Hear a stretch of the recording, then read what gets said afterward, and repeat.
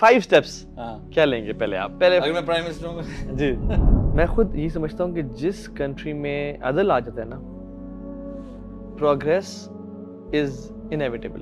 हाँ, क्या वो नहीं जो हमारे मोहल्ले में सब्जी का ठेला लगाते हैं? हाँ, मैं वही हूँ। क्या तो आप कैसे हज पे आ गए? तो उसने कहा, साहब मैं ठेला लगाता हूँ, मेरा रब ठेला नहीं लगाता। अल्लाह अकबर। कभी किसी शख्स से मुलाकात हुई जिस बारे में हो कि यार ये वली अल्लाह का, ये अल्लाह का वली है? अस्सलाम वालेकुम रहमतुल्लाहि व बरकातहू जी, welcome back to the podcast again. आज मेरे साथ जो शख्सियत बैठे हैं माशाल्लाह, बहुत कम लोग होते हैं जिनके सामने आपको बैठ के एहसास होता है कि आपने आज तक कुछ भी नहीं किया और अपने टाइम ज़ाया किया है। तो सलमान अहमर भाई मेरे साथ हैं, CEO of time lenders and multiple अल्हम्दुलिल्लाह ऑर्गेनाइजेशंस के और इंस्टीट्यूट्स के को-फाउंडर एंड CEO माशाल्लाह।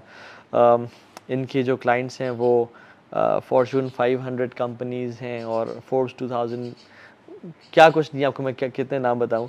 और अल्हम्दुलिल्लाह he has been working war relief का काम पिछले काफ़ी सालों से in Croatia, Azerbaijan, Afghanistan, Bosnia और एंड व्हाट नॉट, तो उनमें ममालिक में काम किया है। ट्रेन करते हैं कॉर्पोरेट्स को और लाइफ कोचिंग भी प्रोवाइड करते हैं। तो सलमान भाई, लोग तो आपको ऑलरेडी जानती हैं अल्हम्दुलिल्लाह। आप कैसे महसूस कर रहे हैं यूथ क्लब के बारे में जान के, जो मैंने आपको ब्रीफली तारुफ करवाया? अच्छा लग रहा है माशाल्लाह। अल्हम्दुलिल्लाह। अनफॉर्चुनेटली बहुत ज़्यादा डिटेल तो मुझे नहीं पता, सही। लेकिन ये कि I have been hearing about you for quite some time. अल्हम्दुलिल्लाह अल्हम्दुलिल्लाह। अल्हम्दुलिल्लाह, अल्लाह ताला आप लोगों को हिम्मत भी दे और आमीन इखलास भी दे। आमीन आमीन, ज़ाकल्लाह खैर। सलमान भाई, ये जो एक पैराडाइम शिफ्ट आपकी लाइफ में आया कि यार कुछ ना कुछ करना है, कुछ बड़ा करना है, या एहसास होना, क्योंकि एक 24/7 एक लाइफ गुजर रही होती है 9 to 5 की यूथ की। आमतौर पे एक विजन ये होता है कि बस अपना घर, गाड़ी, बीवी, बच्चे होने चाहिए, इतना काफ़ी है। क्या मैंने क्या करना है और मेरे में कितनी कब यानी कितनी कैपेबिलिटी है कि मैं ये काम कर पाऊँगा। तो ये आपको कोई एक इंसिडेंट हुआ या ग्रेजुअली हुआ, कब आपको ये ख्याल आया? ट्रिगर पॉइंट ये हुआ था कि मैं ना एफ्टरबाद पब्लिक स्कूल है, बोर्डिंग स्कूल ठीक है, वहाँ था। ठीक है। तो वहाँ तो एक बहुत ही एवरेज किस्म का लाइफस्टाइल सबका ही था। बहुत रिलीजियस एटमॉस्फेयर नहीं था उस ज़माने में ना। और हमारे वाले साहब जो सिटी बैंक में थे, तो हमारे घर में भी एक एक नॉर्मल सा था बैकग्राउंड। तो वहाँ जो है एक इवेंट हुआ था व्हेन आई वाज लाइक 15, जिसमें कोई लड़कों ने ये चाहा था कि जी हम शॉर्ट्स में ना खेलें, सदर खुलता है फॉर एग्जांपल, या नमाज के टाइम पे हमारी स्पोर्ट्स ना हो। इस टाइप के कुछ इश्यूज़ पे कुछ लड़कों ने स्कूल से डिमांड किया था कि हम करें। उस प्रोसेस में ना वो थोड़ा सा, लड़के भी ज़्यादा इमोशनल थे, स्कूल वालों ने भी शायद उतना वाइजली नहीं हैंडल किया, तो वो एक कॉन्फ्रंटेशन खड़ा हो गया। ओके। समझे ना?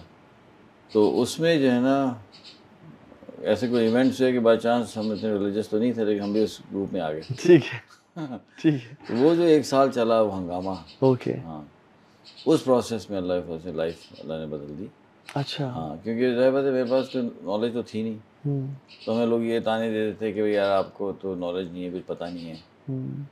तो मैं गया स्कूल की जो वो थी मस्जिद, तो स्कूल की मस्जिद के अंदर ना, आई don't know whether it was by design whatever, वहाँ ना कोई किताब नहीं थी इस्लाम के ऊपर, अच्छा। कोई टेक्स्ट नहीं था, और सिर्फ एक कुरान था, एक जो तर्जुमे वाला था। ठीक है। तो फिर मैंने तर्जुमे वाला कुरान शुरू किया उस वक्त अच्छा। पढ़ना। तो वो जो है over period of a year वो मैं पूरा ख़त्म किया। तो वहाँ से मेरी लाइफ में चेंज आ गया कि हाँ यार मुझे कुछ करना है। ठीक है। I don't want to do what, because कुरान को अगर आप पढ़ेंगे तो ही आपके पास मैसेज आता है ना। जी बिल्कुल, एग्जैक्टली। तो वहाँ से लाइफ चेंज हुई, नमाज़ें शुरू हो गई अल्हम्दुलिल्लाह। This was the first trigger. Okay okay. Family religious थी आपकी? नहीं। नहीं। So you were the first one जो कि इस तरफ आए थे। जी। अच्छा, ये बताइए स्वामी कि व्हाई डू यू थिंक कि लॉन्ग टर्म गोल्स होना इम्पोर्टेंट है एक इंसान की या यूथ के लिए, जो एक नॉर्मल लाइफ गुजारे हैं, live to eat and eat to live, live to work and work to live, और उसमें व्हाई इज इट इम्पॉर्टेंट जो आपने यानी एक्सटेंसिव ट्रैवल किया, एक्सटेंसिव लोगों से मिले और सारा टू हैव, एंड व्हाई दूसरी चीज़ कि क्या ये अचीव करना इजी है और क्या ये कोई भी जो यूथ हमारी सुन रही है वो कर सकता है इसको? Long term visions, long term visions. देखिए वाई इट इज़ इम्पोर्टेंट, इसलिए कि देखें अगर आपका लॉन्ग टर्म विजन नहीं होगा ना, तो आप फिर शॉर्ट टर्म में जो गोल सेटअप कर रहे होंगे ना, तो फिर शॉर्ट टर्म सोच के गोल सेटअप करेंगे ना, ये कर लूँ, ये कर लूँ, ये कर लूँ। तो कभी कभी क्या होता है, वो कोई वाइज होता है, कभी अनवाइज गोल होता है। तो अगर आपका एक लॉन्ग टर्म विजन है, तो आपका short term selection of goals will be very good, you know, एक वाइज सिलेक्शन होगा और आप ज़्यादा ऑप्टिमम लेवल पर अपनी लाइफ को गुजारेंगे, है ना। फॉर एग्ज़ाम्पल हमारे एक साथी हैं, उन्होंने कुछ रिसर्च की, तो doctor Irfan Haider, he is vice chancellor of Ziauddin university, तो उन्होंने मुझे बताया था कि इमाम जाफ़र थे हमारे बहुत मशहूर स्कॉलर, तो उन्होंने कहा कि बच्चे का जो विज़न है कि उसने क्या करना है, वो उसके पैदा होने से 20 साल पहले सोचना चाहिए। ठीक है।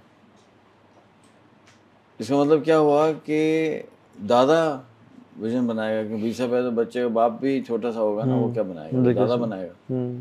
तो अगर दादा ये सोचेगा कि मुझे इस तरह का पोता चाहिए है, तो उसी तरह से अपने बेटी की तरबियत करेगा और उसी तरह से अपनी बहू लेके आएगा, तो बच्चा प्रोड्यूस होगा ना। बिल्कुल इस बात है ना। तो ये तो कॉमन सेंस है कि you should have long term visions.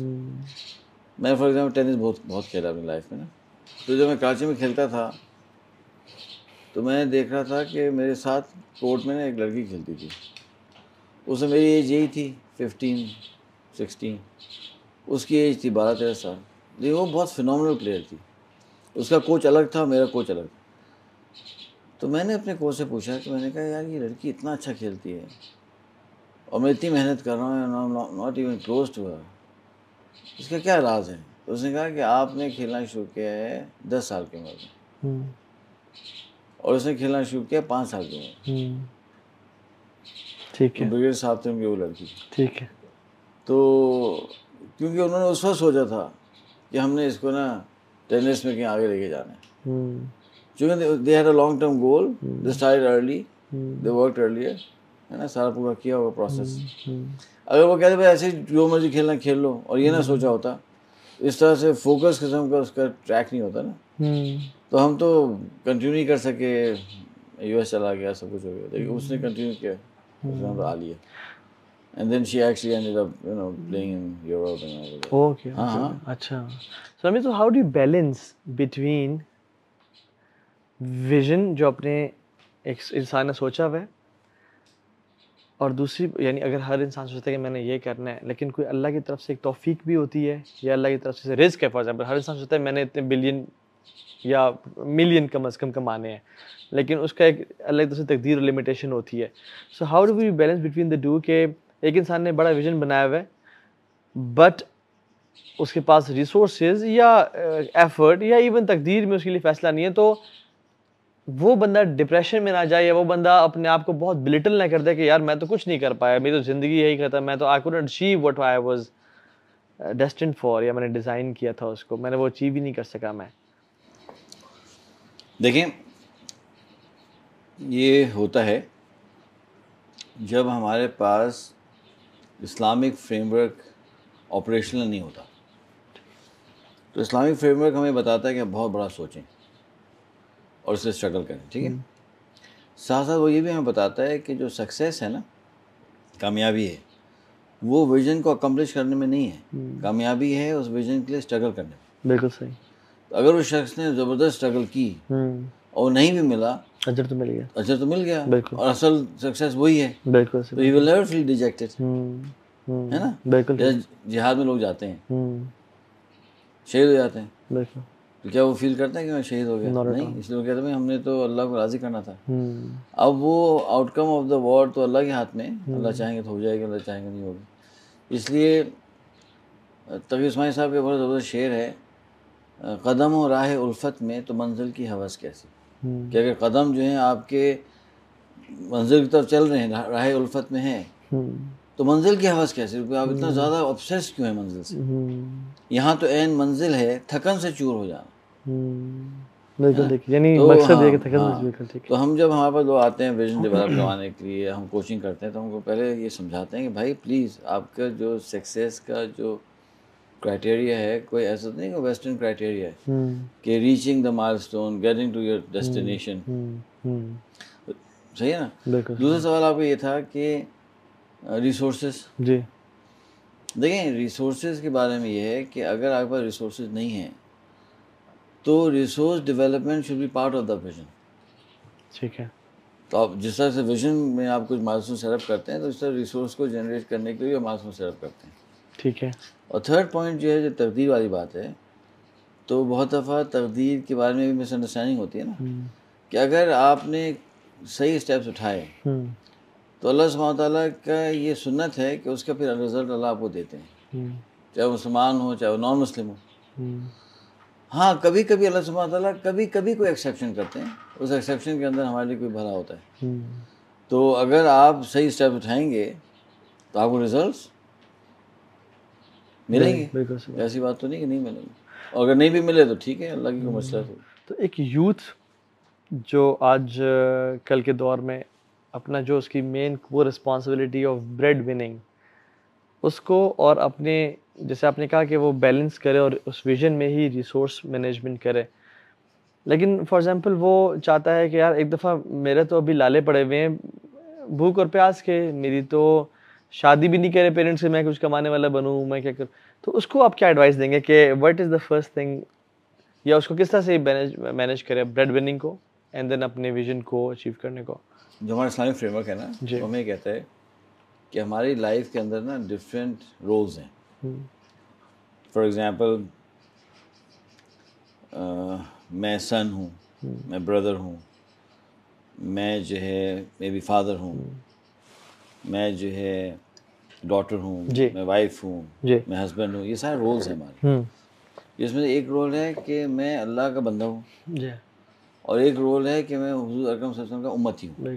ठीक है, ये सब रोल्स हैं।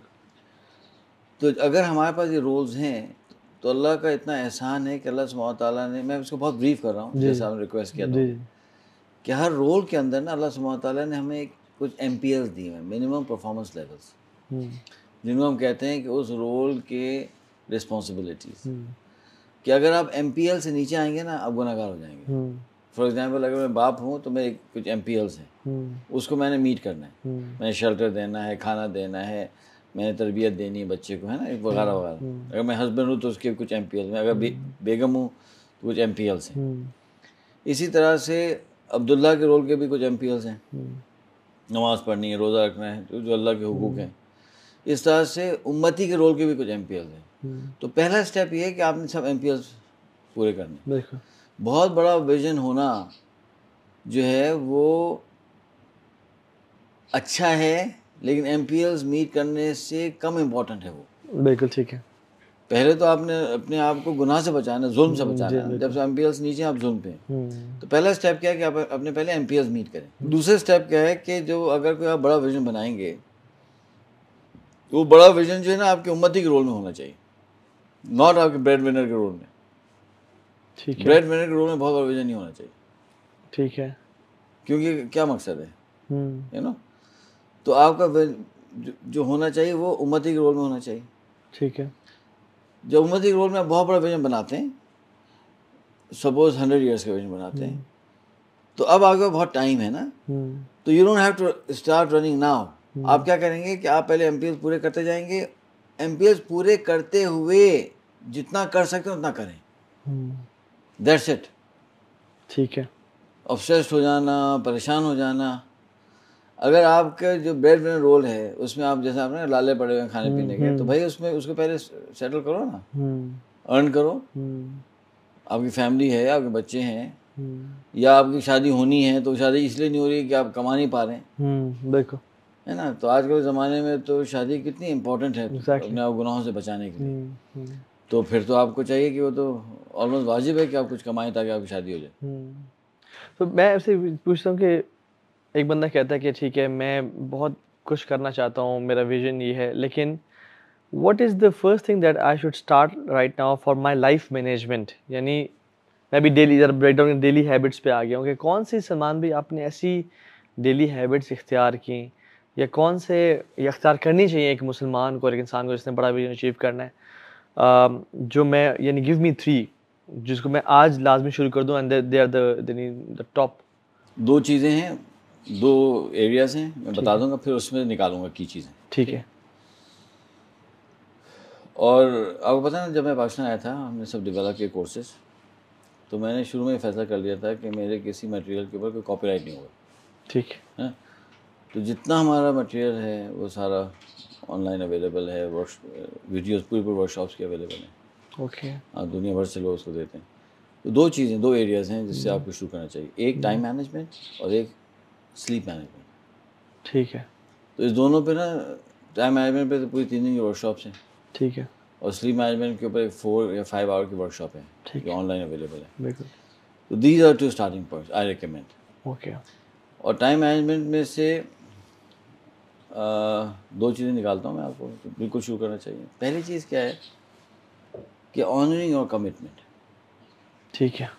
कि आप जो कहें, वादा करें, उसे पूरा करें।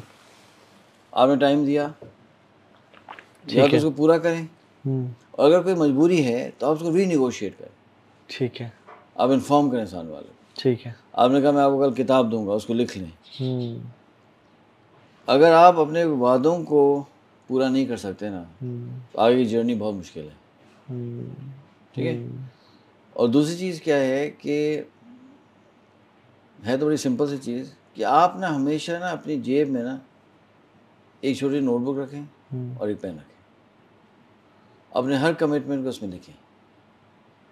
ठीक है। हर वादे को लिखें, और हर चीज़ ऐसी जो आपको ज़रूरत है मेमोराइज करने के लिए वो लिखें। ये मोबाइल में नोट्स भी हो सकते हैं क्या? Mobile is not a very good tool for doing that. Okay. Is a poor tool ना। मोबाइल के स्ट्रेंथ बहुत सारी हैं, कुछ वीकनेसेस हैं, है ना। जैसे मर्सिडीज़ के ऊपर कपड़े नहीं सुखाएंगे आप, बिल्कुल सही। मोबाइल से ये काम ना लें। वो जो छोटी नोटबुक है, क्योंकि मोबाइल तो हर जगह होता है, लेकिन इंसान वॉलेट भूल जाता है, नोटबुक भूल जाता है, तो ये चैलेंज फेस होता है। नहीं, कोई मसला नहीं है इसका। यूएस में जब मैंने शुरू किया था तो लोग मुझे कहते थे, उसका मैंने उनको हल बता दिया था। आप क्या करें कि 5,000 के 2 नोट लें, 10,000 रुपये हो गए ना, ठीक है। उसको अपनी नोटबुक के साथ स्टेबल कर लें। तो एक तो घूमेगी नहीं, ठीक है, और घूमेगी तो एक ही दफ़ा घूमेगी, फिर दोबारा नहीं उसके बाद नहीं घूमेगी। Very serious. यूएस में तो $100 में उसको स्टेबल करवाता था। अच्छा। हाँ, फिर घूमना बंद हो जाती थी।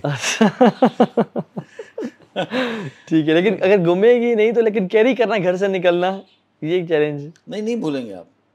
अब यूँ इट्स अ हैबिट, राइट। आप Okay, गाड़ी ठीक की है। चाबी नहीं भूलते, ठीक है। अब यूँ करेंगे, ओके ओके है ना। ओके, ठीक है। आप जाते हैं मॉल, ठीक है। कभी ऐसा नहीं होगा बेगम भूल के घर आ गए। उसके कॉन्सिक्वेंसेस होते हैं ना, बिल्कुल नहीं होता ना। बिल्कुल ठीक। तो ये चंद दिन की बात है, it become a habit. So time management आपने कहा कि ऑनरिंग द कमिटमेंट, हाँ, एंड ये जेके बुक जो आपने JK कहा, book कहते हैं जेके बुक कहते हैं, वो उसमें हर चीज जो कमिटमेंट कर रहे हैं वो आप लिखें। लिखें। और कोई और चीज़ें भी होती हैं, किसी का नंबर ले लिया आपने, कोई आइडिया आया, वो लिख लें। हाँ उसको लिख लें, कोई ख्याल आया उसको लिख लें। ठीक है। और स्लीप में जो क्रक्स, ये तो हो गया। टाइम। स्लीप मैनेजमेंट का तो है आपका, पूरी वर्कशॉप है वो आप कर सकते हैं। बिल्कुल। उसमें एक चीज़ आप बना लें अपनी लाइफ के अंदर कि 10:30 PM we have to hit the bed. चाहे सर्दियाँ हो चाहे गर्मियाँ हो, सर्दियों में 10:30 या अर्ली कर सकते हैं इसको? 10:30 इज फाइन। ओके। जो आपकी ऑडियंस है ना 10:30 से नीचे आ ही सकेगी, इतना तकलीफ ना दें लोगों को। 10:30 11 तक यू हिट द बेड, जल्दी सो जाएं। बेशक नींद, यानी by hitting the bed you mean late जाएं कम से कम, अपना सारा उसमें। ओके। लोग कहते हैं, जैसे मेरी मैं कोचिंग कर रहा हूँ, एक कपल है यूएस में, तो मुझे बहुत समय भाई मेरी बेगम लेट हो जाती हैं, ये रिसेंटली शादी भी लेट हो जाती हैं, लेकिन उन्हें ना 2-3 घंटे तक नींद नहीं आती। ठीक है। तो मैंने जब पूरा एनालिसिस किया तो पता चला कि जी वो फजर बाद भी सो जाती थी, वो दोपहर में 3 घंटे सो जाती थी। और वो एक्सरसाइज कर रही है मगरिब के करीब। ओके। नहीं, ये तो सारे काम ही उलट चल रहे हैं ना। ठीक है। जब ये सारा चेंज किया ना, तो फौरन नींद आने शुरू हो गई। नींद आनी शुरू हो गई। अगर आप जल्दी सो जाएंगे, आप जल्दी उठेंगे, फजर के बाद, यानी फजर के बाद ना सोएं, हुजूर ने फरमाया सल्लल्लाहु अलैहि वसल्लम। बुरी कल उम्मती फी बुकुरिहा, मेरी उम्मत की बरकत सवेरे में। बिल्कुल सही बात है। एक और हदीस है, सुबह तो तमना और इसका, सुबह की नींद रिज़्क़ को रोक देती है। ये सुबह देर तक सोना, रात को देर तक जागना, ये बहुत डैमेजिंग है। It's going to really hurt. So 10:30 सो जाएं, और लेकिन अभी गर्मी है तो फिर तो आप समझ लें नींद बड़ी कम पूरी होती है फजर तक। तो पहले सो जाएं फिर, अगर नहीं हो रहा ठीक है, तो थोड़ा पहले सो जाएं। I have no issue you sleeping even earlier than that. देखिए इवन अर्ली भी सो जाएं, फॉर एग्जाम्पल 9 बजे तो आजकल 9 सवा 9 जमात हो रही है शाह की, आप फ्री होते होते 10 बज जाते हैं सोते हाँ सोते। जी। चलें 10 to आप समझ लें 4, 6 आवर्स, 6 आवर्स। हाँ ठीक है, काफ़ी है, ठीक है, तो ये जो सफिशिएंट है। 8 आवर्स की जो है ये वो एक मिथ मिथ है। है, मिथ मिथ है। अगर किसी की स्लीप है ही 8 आवर्स की, वो कहते हैं हो नहीं सकता, पॉसिबल नहीं। या तो कोई मेडिकल इश्यूज हैं, then they need some medical assistance. कोई यंग आदमी 8 घंटे कह रहा है नींद है, there is some issue, there is something wrong. ठीक है, होना ही चाहिए कितनी फिर कि नींद होनी चाहिए? हर आदमी का एक ऑप्टिमल लेवल होता है ना। ठीक है। कुछ लोगों की रिक्वायरमेंट 7.5 होगी, 7 हम्म होगी, 6.5 होगी, 5 आवर्स होगी। तो हर आदमी अपना ऑप्टिमल मालूम करे, उतना ही सोए। अगर उसका ज़्यादा ऑप्टिमम 8 वो मालूम करता है। मुश्किल है, बताओ 8 इज़ टू मच। अच्छा, आप 7.5 पे आपने कह दिया कर सकते हैं। 7.5 तक चलो खींच लें आप, 8 is too much, something wrong. Okay, so क्या होगा, व्हाट्स द क्या मैक्सिमम? मैं बता रहा हूँ कि मैक्सिमम 7.5 चलें कर लें, उससे ज़्यादा नहीं, इन 24 आवर्स। ठीक है। इसका मतलब ये कोई इशू है, फॉर एग्जांपल कैफीन ले रहा है, या वो बंदा जो है वो शुगर लेवल्स ठीक नहीं है, शुगर ब्लड लेवल ठीक नहीं है, या वो बंदा जो है हाई स्ट्रेसेस हैं, डिप्रेशन है, एंग्जाइटी है, गलत खा रहा है, ईटिंग हैबिट्स कुछ ठीक हाँ नहीं ईटिंग हैबिट सही नहीं है, या वो कैलुला नहीं कर रहा, मिड आफ्टरनून नैप नहीं कर रहा, है। ठीक है, उसके साथ स्लीप साइकिल डिस्टर्ब हो जाएगा। ओके। सुन्नत जो है हुजूर सल्लल्लाहु अलैहि वसल्लम की, यानी कैलूला जो है mid afternoon nap, half an hour to 1 hour हुजूर सल्लल्लाहु अलैहि वसल्लम सोते थे, वो ऐसी सुन्नत है कभी हुजूर ने मिस नहीं की। तो यह कैलूला नहीं कर रहा, कैलूला ना करने से हर चीज़ डिस्टर्ब हो जाती है, तो समथिंग रॉन्ग। तो मेरे पास लोग आते हैं ना कि जी 8 घंटे 9 घंटे सो रहा हूँ, तो वो तो 1-1.5 घंटे में हम पकड़ लेते हैं कहाँ से मसला है। ठीक है, ये बताइएगा आपका स्लीप टाइम कितना है सलाम भाई? मेरा एवरेज आ रहा होता है माशाल्लाह माशाल्लाह माशाल्लाह माशाल्लाह तक 6:30, 6:30 आ रहा था। 6:30 7, 6:30 7 में हम कर लेते हैं गुजारा। ठीक है, और ड्यूरिंग ट्रैवल सेम रहता है? स्लीप को तो आपने बिल्कुल डिस्टर्ब करना ही नहीं ना, चाहे ट्रैवल में भी मैंने सेम रहेगा? सेम रखना है, then you have to make up ना। ठीक है, so you sleep every day at the same time, या आपको आगे पीछे हो जाता है? आगे पीछे हो जाता है मेरा तो, क्योंकि मैं ट्रैवल बहुत ज़्यादा है ना। बहुत, लेकिन आइडियली एक टाइम पे होना चाहिए। हाँ आइडियल एक ही टाइम पे होना और एक चाहिए। टाइम पे उठना टाइम पे चाहिए। सोना और एक टाइम पे उठना, ओके ओके ओके, ये आइडिया, ताकि आपका सर्केडियन रिदम जो है ना, आपकी बॉडी क्लॉक ना डिस्टर्ब। ठीक है। आप अक्सर समाज में एक्सीलेंस की बहुत बात करते हैं अपनी वर्कशॉप्स में, तो वाई यानी एक्सीलेंस उससे उससे कम क्यों नहीं, या फिर जो है ना वो रुखसत और अजीमत में जो बात करते हैं, तो उसके बारे में ज़्यादा तो उससे बताएं। असल में रुखसत अजीमत अलग डिस्कशन है, जी, एक्सीलेंस अलग है। एक्सीलेंस का मतलब तो ये है कि आप the best in the available resources, this is what is excellence, right. इसको जो कुरान की टर्मिनोलॉजी हमें मिली वो है इत्कान। इत्कान यानी आप के पास जो रिसोर्सेज हैं उसमें बेस्ट करें, ये होता है एक्सीलेंस, इत्कान। दूसरा कॉन्सेप्ट है एहसान। एहसान का मतलब ये है कि यानी MPL है ना जी, इसको कहते हैं आदल। बिल्कुल। अदल से जो नीचे है जुल्म उसको कहते हैं जुल्म, और अदल से लेकर इत्कान तक का जो जगह है उसको कहते हैं एहसान। एहसान, ठीक है। और इत्कान वो है कि उससे ऊपर आप जा ही नहीं सकते। बिल्कुल ठीक है। तो अगर आप अदल पे हैं तो अल्हम्दुलिल्लाह यू आर पासिंग ग्रेड्स हैं, 33 नंबर आ रहे हैं। 33 नंबर आ रहे हैं। और अगर आप 100 पे हैं सपोज, तो आप इत्कान पे हैं। एनीवेयर इन बिटवीन आप एहसान पे हैं। तो सबसे पहला रीज़न कि हमें क्यों करना चाहिए वो ये है कि अल्लाह सुब्हानहू व तआला को एहसान पसंद है, और अल्लाह ताला चाहते हैं कि उसका बंदा एहसान के दर्जे पे हो, इत्कान के दर्जे पे हो। तो ये तो सबसे पहला रीज़न तो अल्लाह की पसंद है ना। अल्लाह ताला अगर पसंद करते हैं कि अदल पे रहो तो हम अदल पे रहते, है ना। हम तो अल्लाह ताला अदर से ज़्यादा पसंद फरमाते हैं। पहला रीज़न ये। दूसरा रीज़न ये है कि अगर लॉजिकली सोचें तो अगर आप बेहतर परफॉर्म कर सकते हैं तो आप पुअर परफॉर्मेंस या लेस परफॉर्मेंस पे क्यों गुजारना चाहते हैं।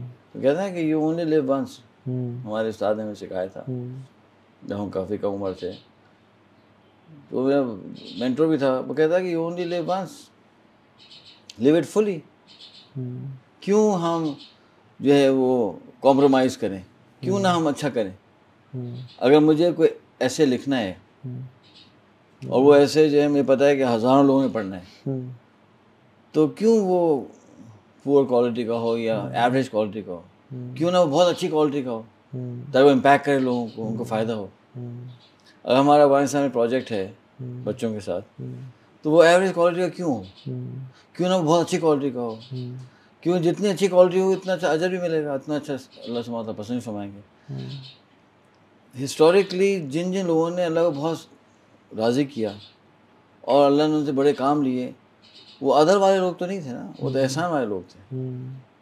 ये हो गया ना। So what's the biggest thing, मैं इसी बात से कैट कह रहा हूँ, वो फिर बाद में बात करेंगे अजीमत की, कि जो लोगों को लेड बैक बनाती है, व्हाट्स द बिगेस्ट एक बैड ट्रेट जो कि इंसान में, व्हाट्स द यानी क्या एक चीज़ है जो कि जनरली लोगों को laid back attitude, lazy, lethargic बना रही है। They don't have a great vision that they are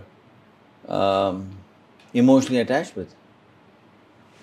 उनका विजन ही नहीं है, उन्हें कुछ करना ही नहीं।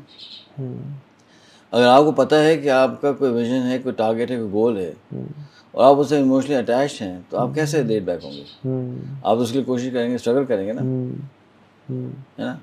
तो डॉक्टर बारी मेरे बड़े अच्छे दोस्त भी हैं और इंडस हॉस्पिटल का पहला विजन स्टेटमेंट बनाने में भी अल्लाह ने हमें हिस्सा दिया। तो he is not laid back. क्यों?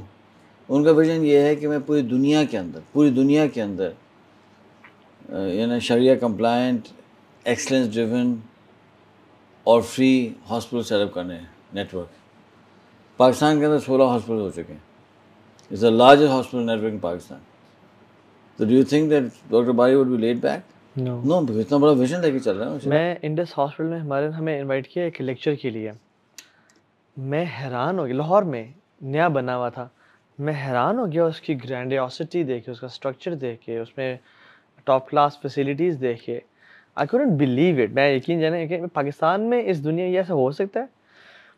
आपका अल्हम्दुलिल्लाह बड़ा हाथ है इसमें। कैसे, यानी ख्वाब पूरा होते हुए सामने देखना, एक तो फीलिंग कैसी है, दूसरी बात ये है कि तो डॉक्टर बारी का था, मेरा तो हम तो सिर्फ असिस्ट किया आपने। We came in to help him develop the vision. तो मेरा तो टू बी वेरी ऑनेस्ट मेरा बहुत कम रोल है, लेकिन ये कि डॉक्टर बारी का विजन था माशाल्लाह से, और अल्लाह ने उनको ज़िंदगी में दिखा दिया। अल्लाह चाहते तो बाद में होता। तो फॉर एग्जांपल एक दफ़ा मैंने डॉक्टर साहब से कहा, चंद साहब पहली बात है, डॉक्टर साहब मुझे आपसे ना मिलना है। कि कितना टाइम चाहिए? डॉक्टर से 1 घंटा चाहिए। कहें ठीक है, एक काम करो कि फजर से 1 घंटा पहले आ जाओ, कि फजर से 1 घंटा पहले मैं वॉक करता हूँ, फिर हम फजर अपनी मस्जिद में पढ़ेंगे, फिर तुम चले जाना अपने काम पे, कि मुझे फिर उसके बाद जाके सर्जरीज करनी होगी। तो जब मैं पहुँचा फजर से 1 घंटा पहले, बिल्कुल तैयार थे वो। बहुत कम लोग आपको मिलेंगे जो फजर से 1 घंटा पहले उठ के वॉक करते हैं 1 घंटा। उसके बाद और भी मेरी उनसे मीटिंग हुई, तो 1 से ज़्यादा दफ़ा ऐसा हुआ है कि वो फजर से 1 घंटा पहले ही मुझे बुलाते हैं। तो बड़ी बात है, आप पहुंच भी गए। अक्सर लोग तो कहते हैं ठीक है फजर से पहले सलाम काम है ना, हम किसी को भी कहेंगे लोग पहुंच जाएंगे ना, बिल्कुल सही। हमको उनसे काम था ना। ठीक। आई थिंक वो किसी और को भी कहेंगे तो बंदा पहुंच ही जाएगा। सुबह की फ्लाइट तो लेते हैं लोग इंटरनेशनल ट्रैवल के लिए। बात ये है कि ही इज ड्रिवन, तो he is not laid back because he has that great vision ना। जिस बंदे का ऐसा विजन होगा, कोई भी इंसान चाहे मुसलमान हो या नॉन मुस्लिम हो, तो लेड बैक तो खत्म हो जाएगा ना। बहुत स्ट्रेस, हाई स्ट्रेस। आपको स्ट्रेस होता है? नहीं होता। इतनी सारी चीज़ें जहन पे, इतने सारे काम करने, ये करना है, वो करना है, कैसे स्ट्रेस नहीं होता आपको? लेकिन stress is a state of mind ना। स्ट्रेस जब होता है जब आपको ये महसूस होता है कि जो मेरे पास लोड है ना, उसको पूरा करने के रिसोर्सेज मेरे पास नहीं है। इसकी वजह से स्ट्रेस होता बिल्कुल ऐसी बात है। स्ट्रेस बहुत काम से नहीं होता। जी, बिल्कुल ऐसी बात है। हम तो स्ट्रेस मैनेजमेंट पढ़ाते हैं ना बहुत सालों से। तो अगर तो आप ये फील करते हैं मेरे पास रिसोर्स नहीं है, फिर स्ट्रेस शुरू हो जाता है। तो मैं तो ये सोचता हूँ कि यार कुछ भी हो जाए अल्लाह तो है ना, तो स्ट्रेस खत्म। आप अल्लाह के पास रिसोर्स है ना, हम दुआ मांग लेंगे, अल्लाह से मांग लेंगे, कोशिश कर लेंगे, तो स्ट्रेस खत्म हो जाता है। नहीं, एक तो मौका आता है कि यार रिसोर्सेज हमने किए हुए थे, बट ये बंदा फॉर एग्जांपल चला गया, या वो रिसोर्स फॉर एग्जांपल अचानक से ख़त्म हो गया और इतना ज़्यादा लोड आ गया अभी सर पे, तो अचानक से क्या करें? स्ट्रेस नहीं आना चाहिए। स्ट्रेस नहीं आना चाहिए। ये बोले हाँ लोड ज़्यादा है, शायद आप स्ट्रॉन्ग नर्व्स के बंदे हैं, ये नहीं इस मैं वजह से स्ट्रॉन्ग कह नर्व रहे का नहीं हूँ, नहीं मैं स्ट्रॉन्ग नर्व का नहीं हूँ। देखिए बात ये है कि it's all about our belief system ना, कि अगर आप ये सोचते हैं कि भाई डॉक्टर बारी के ऊपर क्या लोड आ सकता है जो हम पे, हम तो कुछ भी नहीं है ना। He has to raise every year currently 45 billion rupees to run his enterprise. 45 billion rupees year का टारगेट है, बिल्कुल। और 45 बिलियन इस साल का इनका एक्सपेंशन है, या 90 बिलियन रुपीज़ का इनका साथ टारगेट है, and this has to be all raised, fund raising. Doctor Bari पे कितना स्ट्रेस होगा? नहीं है, क्योंकि वो भी ये कहते हैं और सही कहते हैं कि अल्लाह करेंगे, अल्लाह करेंगे, अल्लाह करेंगे, मैं तो कोशिश करूँगा, तो स्ट्रेस नहीं आएगा। थोड़ा बहुत तो होता है, लेकिन इतना नहीं होगा कि आप पैरालाइज हो, क्योंकि अगर स्ट्रेस आया तो और आप काम करने के काबिल नहीं रहते ना। तो आपने टाइम मैनेजमेंट, स्लीप मैनेजमेंट के बारे में दो क्रक्स उसके टिप्स बताई, तो स्ट्रेस मैनेजमेंट में एक तो ये है, कोई ऐसी और टिप जो लोग स्ट्रेस लेते हैं उनको, यानी ये फटे खिंच जाते हैं, उनको मसल स्पैज़म्स हो जाते हैं, उनके सर में दर्द हो रहा होता है स्ट्रेस की वजह से कि यार ये करना है वो करना है, एनी टिप? स्ट्रेस मैनेजमेंट दो चीज़ें, पहला है कि the trigger of stress, stress कहाँ से आ रहा है, ठीक है, तो आपको पहले ट्रिगर्स को मैनेज करना है। ओके उसके बाद अगर स्ट्रेस आ जाए तो आपको फिर स्ट्रेस को मैनेज करना है। ओके। तो ट्रिगर्स को मैनेज करने का सबसे बड़ा तरीका ये है कि आपको ये सोचना है कि रिसोर्सेज सारे मेरे नहीं हैं, अल्लाह सुब्हानहू तआला मेरा सबसे बड़ा रिसोर्स है ना। जैसे एक लतीफ़ा सुना सकता हूँ? जो बिल्कुल बिल्कुल बिल्कुल। तो मेरे दोस्त ने बताया उनके मोहल्ले की कहानी। उसने कहा कि हमारे मोहल्ले के एक साहब गए हज पे, तो एक साहब को देखा, तो उन्होंने से कहा कि यार आप, जी क्या आप वो नहीं जो हमारे मोहल्ले में सब्ज़ी का ठेला लगाते हैं? हाँ मैं वही हूँ। क्या तो आप कैसे हज पे आ गए? तो उसने कहा कि साहब मैं ठेला लगाता हूँ, मेरा रब ठेला नहीं लगाता। अल्लाह अकबर, ये तो लाइफ लेसन है, लतीफ़ा तो नहीं है। बिल्कुल कि मैं तो भाई आपके स्ट्रेस कैसे आएगा? अगर आप ये सोचें कि भाई अल्लाह है ना, अल्लाह है ना भाई, आप 2 रकात नफिल पढ़ें, अल्लाह से मांगेंगे, अल्लाह के पास तो इनफिनिट रिसोर्सेज है ना। स्ट्रेस आता कब है? जब आप स्ट्रेस देखें, स्ट्रेस लोड और रिसोर्सेज के कम होने से नहीं आता। स्ट्रेस आता है your perception of the load and your perception of the coping ability, इससे स्ट्रेस आता है। If you can work on the perception, बड़ा मुसीबत भी स्ट्रेस में डालेगी आप। तो आप अपने परसेप्शन में ले आए कि अल्लाह मेरे साथ है। देखें हुजूर ने क्या फरमाया था, थोड़े से परेशान हुए थे ना ऊपर सिद्दीक गारे सौर में कि क्या हो रहा है, हुजूर ने क्या फरमाया? ला तहज़न इन्नल्लाह मआना। ये स्ट्रेटजी है। हुजूर बहुत रिलैक्स है ना, अल्लाह हमारे साथ है। जो अल्लाह उनके साथ है था, वही अल्लाह उतनी ताकत के साथ, उतनी कुदरत के साथ, उतनी जो आपने लफ्ज़ इस्तेमाल किया ग्रैंड्योर के साथ डॉक्टर बारी के साथ है। डॉक्टर बारी is never stress, I have never seen, मैं उनको जानता हूँ, 21 साल हो चुके हैं, I have never seen him in stress. अच्छा, ट्रैवल साथ किया हमने, बहुत सारे काम साथ किए, लेकिन वो ये कहते अल्लाह अल्लाह करेंगे, अल्लाह करने वाले, और गुमान भी है और अल्लाह कर भी रहे हैं काम।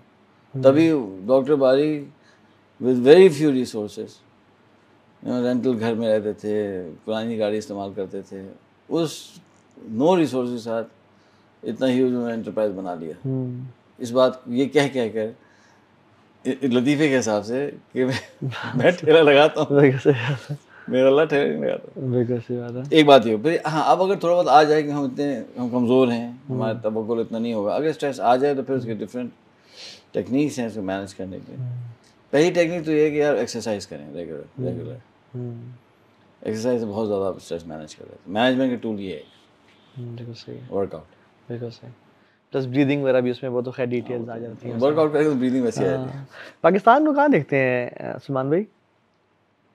As a nation, as a country, as a मैं बंदे की बात नहीं कर रहा, मैं तो मुल्क की बात कर रहा हूँ। पाकिस्तान को आप फ्यूचर में कहाँ देखते हैं? देखिए, दो चीज़ें हैं इस सवाल का। ये सवाल दो एंगल्स पे आ सकते हैं। एक तो है कि आपका क्या ख्याल है कि पाकिस्तान कहाँ होगा, इसको कहते हैं प्रेडिक्शन। एक है कि आप पाकिस्तान को कहाँ देखना चाहते हैं, ये है विजन। तो आपका सवाल प्रेडिक्शन के डोमेन में है, विजन के। मैं प्रेडिक्शन कैसे पूछ रहा हूँ?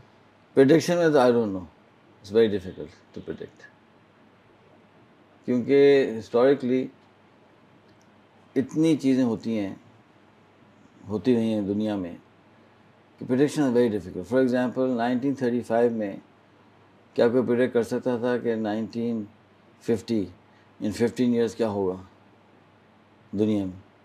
नए मुल्क बन जाएंगे, सेकेंड वर्ल्ड वॉर हो जाएगी, यू नो, जापानीज जो है बर्मा तक पहुंच जाएंगे और इंडिया को थ्रेटन करेंगे। लेकिन कुछ पैटर्न्स होते हैं जो कौमें फॉलो कर रही होती हैं, जिनका अंजाम सामने नजर आ रहा होता है। फोरकास्टिंग आप क्या कहते हैं पाकिस्तान की? पाकिस्तान के हिसाब से बहुत डिफिकल्ट है। जैसे पाकिस्तान के अंदर बहुत ज़्यादा, पाकिस्तान को फोरकास्ट नहीं कर सकते। सही बात है। इसलिए यहाँ बहुत ज़्यादा जो है ना वो बहुत ज़्यादा हैफज़र्ड है, बिल्कुल। बहुत ज़्यादा चीज़ें हैं। Pakistan is very difficult. ये पाकिस्तान के अंदर जो है वो क्या उम्मीद क्या है, यानी आपको कुछ पॉजिटिव उम्मीद है? मतलब अल्लाह से पॉजिटिव उम्मीद तो अल्लाह से हमेशा होनी चाहिए, पॉजिटिव होनी चाहिए। लेकिन हम तो उम्मीदों पर ज़िंदगी नहीं गुजारते, हम तो विजन पे गुजारते हैं। हम तो कहते हैं भाई आप विजन बनाएं और मेहनत करें और रियलिटी को उस विजन से चेंज करें। अगर आपको कोई बंदा आ कहे कि जी सलमान साहब, आप आज के बाद प्राइम मिनिस्टर ऑफ पाकिस्तान हैं, 5 स्टेप्स क्या लेंगे? पहले अगर मैं प्राइम मिनिस्टर हूँ जी, आपके पास फुल ऑटोनॉमी है, आपको कोई पूछने वाला नहीं है, 5 स्टेप्स जो आप लेंगे इमीडिएटली फर्स्ट डे ऑफिस में आप बैठे आके। पहला काम तो मैं ये करूँगा कि मैं जितने हमारे मेन रिलीजियस ग्रुप्स हैं पाकिस्तान के अंदर, फॉर एग्जांपल अहले हदीस उलमा कराम हैं, देवबंदी उलमा कराम हैं, बरेलवी उलमा कराम हैं, अहले तशय्युअ उलमा कराम, इस तरह के जो मेजर वो हैं, उनके ना 3 टॉप स्कॉलर्स लूँगा और जो है मिलिट्री से भी तकरीबन कोई 4-5 सीनियर ऑफिसर्स लूँगा और जो हमारे पॉलिटिकल पार्टीज़ हैं ना उनसे भी जो है ना मैं 2-2 सीनियर लोग लूँगा और जो हमारी इस्लामिक मूवमेंट्स हैं, लेकिन एक तो है ना उलमा कराम हैं, कुछ मूवमेंट्स भी हैं, तबलीग जमात है, तंजीम इस्लामी है, जमात इस्लामी है ना, उनके भी 2-2 सीनियर लोगों को लेकर एक मैं काउंसिल बनाऊँ। ठीक है, पहला काम तो ये। ठीक है। और मैं उनसे कहूँगा कि देखें भाई हमने कुछ डिसीजन करने हैं इस मुल्क में, ठीक है, और मैं चाहता हूँ कि मैं आपसे मशवरा करूँ और आपसे मशवरा करके मैं चलूँ। नहीं, शूरा जो आपने बनाई है, एक शूरा बनाकर, ठीक है। और मैं उनसे कहूँगा कि अगर आपने मुझे प्राइम मिनिस्टर बनाया है तो लास्ट डिसीजन मेरा होगा, as long as I am not going against Quran Sunnah, जो कि हमारे कॉन्स्टिट्यूशन में। बिल्कुल। तो would you agree to this? एक होता है ना कि वो कहेंगे नहीं हम शूरा में बैठेंगे लेकिन हमारे पास वीटो किसी नहीं, बिल्कुल अमीर का डिसीजन। हाँ, अमीर डिसीजन है, as long as I am not going against Quran Sunnah और against the constitution, would you be willing to go with my decision? अगर वो कहते हैं हाँ तो ठीक है, अगर उनमें 2-4 लोग कहते हैं तो उनको रिप्लेस कर देंगे हम, ये तो एक वॉलंटरी शूरा है ना। बिल्कुल, पहला स्टेप ही करूँगा ताकि मेरे डिसीजन जो है ना वो एक प्रोसेस से हो। ये वन ऑफ डिसीजन होता है ना, वो नहीं होना चाहिए। पहला काम ये होगा। दूसरा काम ये करूँगा कि मैं इनसे कहूँगा देखें भाई, सबसे पहला स्टेप ये है कि हमारे पास जो है जस्टिस होना चाहिए। I will not care about dams, building dams and foreign currency. या रोड्स या बिल्डिंग इंफ्रास्ट्रक्चर बाद में बंद कर दें। कच्चे पे चलेंगे हम, कोई मसला नहीं। फ्यूल व्यूल प्राइसेस वैसे चल, इस मुल्क के अंदर जुल्म नहीं होना चाहिए किसी के ऊपर, उस पर कोई ज़ीरो टॉलरेंस। उनसे पूछूंगा अब बताइए कि अगर हमने ज़ीरो टॉलरेंस लेके आना है और जुल्म ख़त्म करना है तो क्या करना है। इमेजिन करें कौन लोग बैठे हैं ये सारे रिप्रेजेंट करते हैं ना इस मुल्क को, उनके सीनियर्स हैं, इसमें आर्मी भी है, पॉलिटिकल पार्टीज। पावर जो है पाकिस्तान के आर्मी के पास है, political parties hold a lot of power, Islamic movements hold a huge amount of power, and the उलमा किराम होल्ड अ, ये तो सारे पावर जिनके पास है ये वो लोग हैं, ठीक है। इनको इलेक्ट नहीं किया आपने, लेकिन हैं तो ये लोग ना। और उसके मैं कहूँगा इस काम के अंदर अगर मुझे बाकी तमाम काम बंद करने पड़े, स्कूल भी मुझे बंद करने पड़े, मुझे अगर टीचर चाहिए इस काम के लिए, मुझे स्कूल बंद करने हों 2 महीने के लिए, मैं स्कूल बंद कर दूंगा, मैं यूनिवर्सिटीज बंद कर दूंगा। I'll put everything on stand still. पैसे बचाने हैं ना, सब बंद कर दें, बिजली बंद कर दूंगा। लेकिन मुझे जस्टिस चाहिए, if it means whatever it takes. वो कहते थे ना मैल्कम एक्स के बाय ऑल मीन्स नेसेसरी। तीसरा इन्हीं से मैं बोलूँगा, यू टेल मी कि ये सूद को कैसे ख़त्म करना है पाकिस्तान से। गिव मी, मतलब अगर मुझे 1 साल में ख़त्म करना है तो क्या करना पड़ेगा, वट एवर इट टेक्स। वैसे पाकिस्तान को पता है रिसेंटली वी हैव बिकम, एक बहुत बड़ा लॉरल आया है पाकिस्तान के पास कि जो पाकिस्तान का एक पूरा बैंक कन्वर्ट हुआ है conventional to Islamic, and this is the largest conversion in the world. दुनिया में कोई बैंक इतना बड़ा स्केल पे कन्वर्ट नहीं हुआ, और केस स्टडी दुनिया भर में पढ़ाई जा रही है। Faisal bank exactly. तो जो इतना बड़ा बैंक कन्वर्ट हो सकता है यार, तो क्यों नहीं हो सकता, सब कुछ हो सकता है। वो चला आ रहा है सालों से फजूल किस्म के जो है वो कोर्ट केसेस। ये होगा तीसरा काम, ठीक है, कि अल्लाह से 2 दुश्मनी खत्म करे ना पहले जो है खत्म करें, ठीक है। 3 हो गए। चौथा काम ये होगा कि भाई हमें जो है ना, ये जो लोन है ना, ये हम नहीं कर सकते मैनेज, IMF और वर्ल्ड बैंक के, we will default, we will wilfully default. तो दुनिया में मल्टीपल कंट्रीज हैं जिन्होंने डिफ़ॉल्ट किया और ऊपर निकल गया, सही है ना। तो हम कहेंगे जी जितना हमने पे किया था ना प्रिंसिपल, वो तो ठीक है, उसके बाद हम नहीं करेंगे पेमेंट, जो करना कर लो। हमारा कॉन्स्टिट्यूशन परमिट ही नहीं करता, सॉरी हमसे गलती होगी, अपना प्रिंसिपल अमाउंट ले लो, हम आपको नहीं पे कर सकते, जो करना है कर लें आप, जंग मुसलत करनी है कर दें, इकोनॉमिक एम्बार्गो करना है कर लें, हम ये अल्लाह के नाफरमानी नहीं कर सकते। We have to get out of this mess. ये प्रिंसिपल अमाउंट पे करके, लेकिन जो पे सूद है वो नहीं करेंगे, हम डिफ़ॉल्ट करेंगे। अगर आप चाहते हैं जो करना है कर लें, और उसके बाद मुसीबतें आएंगी, लेकिन बात यह है कि जितनी मुसीबत ले आए अल्लाह सुब्हानहू तआला से साथ है ना हमारे, क्योंकि इस तरह से तो ये साइकिल टूटेगा ही नहीं कभी। बिल्कुल सही बात। या आपको क्रशेस में डाल देंगे, ख़त्म कर देंगे जो आजकल हो रहा है। You have to break out of this. हाँ मैं ये कहता हूँ कि यार तुम्हारा प्रिंसिपल अमाउंट हम दे देते हैं, चलो इसको हम नहीं, चलो छुट्टी करो जाके, प्रिंसिपल तो ले लो, हम इतना जुल्म नहीं करेंगे हम आपसे, बिल्कुल सही है, आप प्रिंसिपल अमाउंट ले लो, ठीक है, हो गया काम। अब लास्ट काम क्या करेंगे, ये मैंने अफगानिस्तान में सीखा। ये काम जब वो हुआ सारा, गवर्नमेंट बदल गई, हम गए वहाँ रिलीफ का काम करने, तो मुझे उन्होंने एक साहब से मिलाया, उनका नाम है आताश। तो उनके पास ना एक वो है कमीशन है जो कि अमेरिकन के टाइम पे बना था, टू मेक मेगा प्रोजेक्ट बनाना अफगानिस्तान में, फंडिंग अमेरिका से आती थी। तो अनफॉर्चुनेटली काम सही वो लोग कर नहीं सके, करप्शन थी, ये था वो, जैसे पाकिस्तान में वहाँ भी था। तो जब वो गवर्नमेंट बदल गई तो तालिबान ने उनसे कहा कि देखो भाई हमें पता चल गया कि आप करप्ट नहीं थे, हम चाहते हैं कि ये जो कमीशन था ये डिसमेंटल ना हो, आप कंटिन्यू करें, we give you security and everything, आपका हम काम बंद ना करें, आप जाएं मत, ठीक है। वो कमीशन इंटैक्ट हो गया। तो वहाँ एक कैनाल है जो बनने का प्लान था 10-12 साल से, लेकिन वो चल नहीं पा रहा था, ठीक है। उसका नाम खोश टपा कैनाल। ये कैनाल जो है ना, जो अमू दरिया है, ठीक है, ऑक्सस रिवर, अमू दरिया जो है 3 मुल्कों को डिवाइड करता है, नॉर्थ में ताजिकिस्तान उज़्बेकिस्तान है और साउथ के अंदर अफगानिस्तान है। ठीक है। तो जो ट्रीटी है वो ये है कि each country can take water from this okay. River, ठीक है। Very big river. अच्छा। तो ताजिकिस्तान भी लेता है, उज़्बेकिस्तान भी लेता है, अफगानिस्तान भी लेता है, क्योंकि वहाँ कोई कैनाल नहीं है। कैनाल नहीं, ठीक है। तो उन्होंने कहा कि आप, वो कैनाल का प्लान था, वो कैनाल बनाएं, शुरू करें। एंड इट्स 585 किलोमीटर लंबी कैनाल है और वो बने शुरू होगी बल्क से और चलेगी फरा की तरह, इस तरह की कोई 4-5 प्रोविंसेस में जाएगी और उससे इतना लैंड इरिगेट होगा कि Afghanistan will not only become sufficient in wheat but it might actually start exporting wheat. Okay okay. It's a very critical project, right. ठीक। तो उन्होंने कहा ठीक है हम शुरू करना चाहते हैं, पैसे तो उन्होंने उनको चंद $100 मिलियन दिए, मैं भूल रहा हूँ कितना अमाउंट अफगानिस्तान की गवर्नमेंट ने दिया, तालिबान ने दिया कि जी आप शुरू कर दें। तो उन्होंने कहा ये तो $multi-billion प्रोजेक्ट है, how are we going to manage. तो उन्होंने उनसे कहा कि देखो एक काम करो, उस एरियाज़ में कुछ बहुत हाई वैल्यू माइंस हैं, मिनरल्स हैं, हम आपको उसके माइनिंग के राइट्स दे रहे हैं। किनको? अताश की टीम को, कमीशन। Okay okay.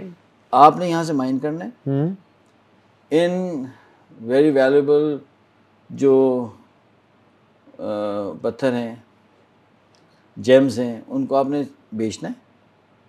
उस पैसे से आपने जो है इस कैनाल को फंड करना है, उससे आपने अपने एक्सपेंसेस भी लेने। ठीक है। कि मैं उनके कमीशन गया तो वो तकरीबन कम से कम 8 एकड़ पे जगह थी, phenomenal offices and equipment and my God, I felt I was in the US। वो था भी पहाड़ों में ना, बड़ा खूबसूरत है काबुल वैसे। अच्छा ठीक है। फिनोमिनल यार ऑफिस था वो। रहते बहुत बड़ा एक्सपेंस है उनका, फुल टाइम उनके पास PhDs हैं, उनके पास मास्टर्स किए हुए हैं लोग सिविल इंजीनियरिंग के अंदर, PhD civil engineering, they got pretty powerful team. जो US की फंडिंग से जो गए पढ़ के आए थे लोग, तो it's a pretty heavy operation, right. तो उनका इससे आपने अपने आप को भी खर्चे भी निकालने और आपने हमको भी देने। ठीक है। तो ठीक है, make sense. they have the ability to mine। ये साउंड्स गुड। तो क्या हो रहा है कि उसी माइनिंग से वो सब काम हो रहा है, कोई वर्ल्ड बैंक, कोई IMF, किसी की जरूरत नहीं है। ये फजूल बातें हैं जो हमने, मतलब मेरा दिमाग, मैंने जाके देखा, एक होता है आइडिया, एक होता है saw it practically happening in front of you. तो यार मैं 5वां काम ये करूंगा कि जितने मेरे मेगा प्रोजेक्ट्स हैं ना, अगर कोई कंपनी आती है, ZKB is a huge builder and contractor Pakistan का, मैं जानता हूँ लोगों को, हमारे क्लाइंट है। तो ZKB को मत बोलें यार तुम बैंक से फाइनेंस करो यार, उनको बोले देखो भाई आओ, अगर तो शरीफ लोग हैं माशाल्लाह, आओ करो, और ये माइंस हैं, इनको माइन करो और पैसे जनरेट करो, हमको भी दो, अपने भी दो, और प्रोजेक्ट भी करो। कोई ज़रूरत नहीं फाइनेंसिंग की, फंडिंग की। यहाँ तो जो कमीशन है उसके चक्कर है ना, लोग किकबैक्स के चक्कर है। इतना हाँ, ये हमारे पास ना होते रिसोर्सेज तो अलग बात थी।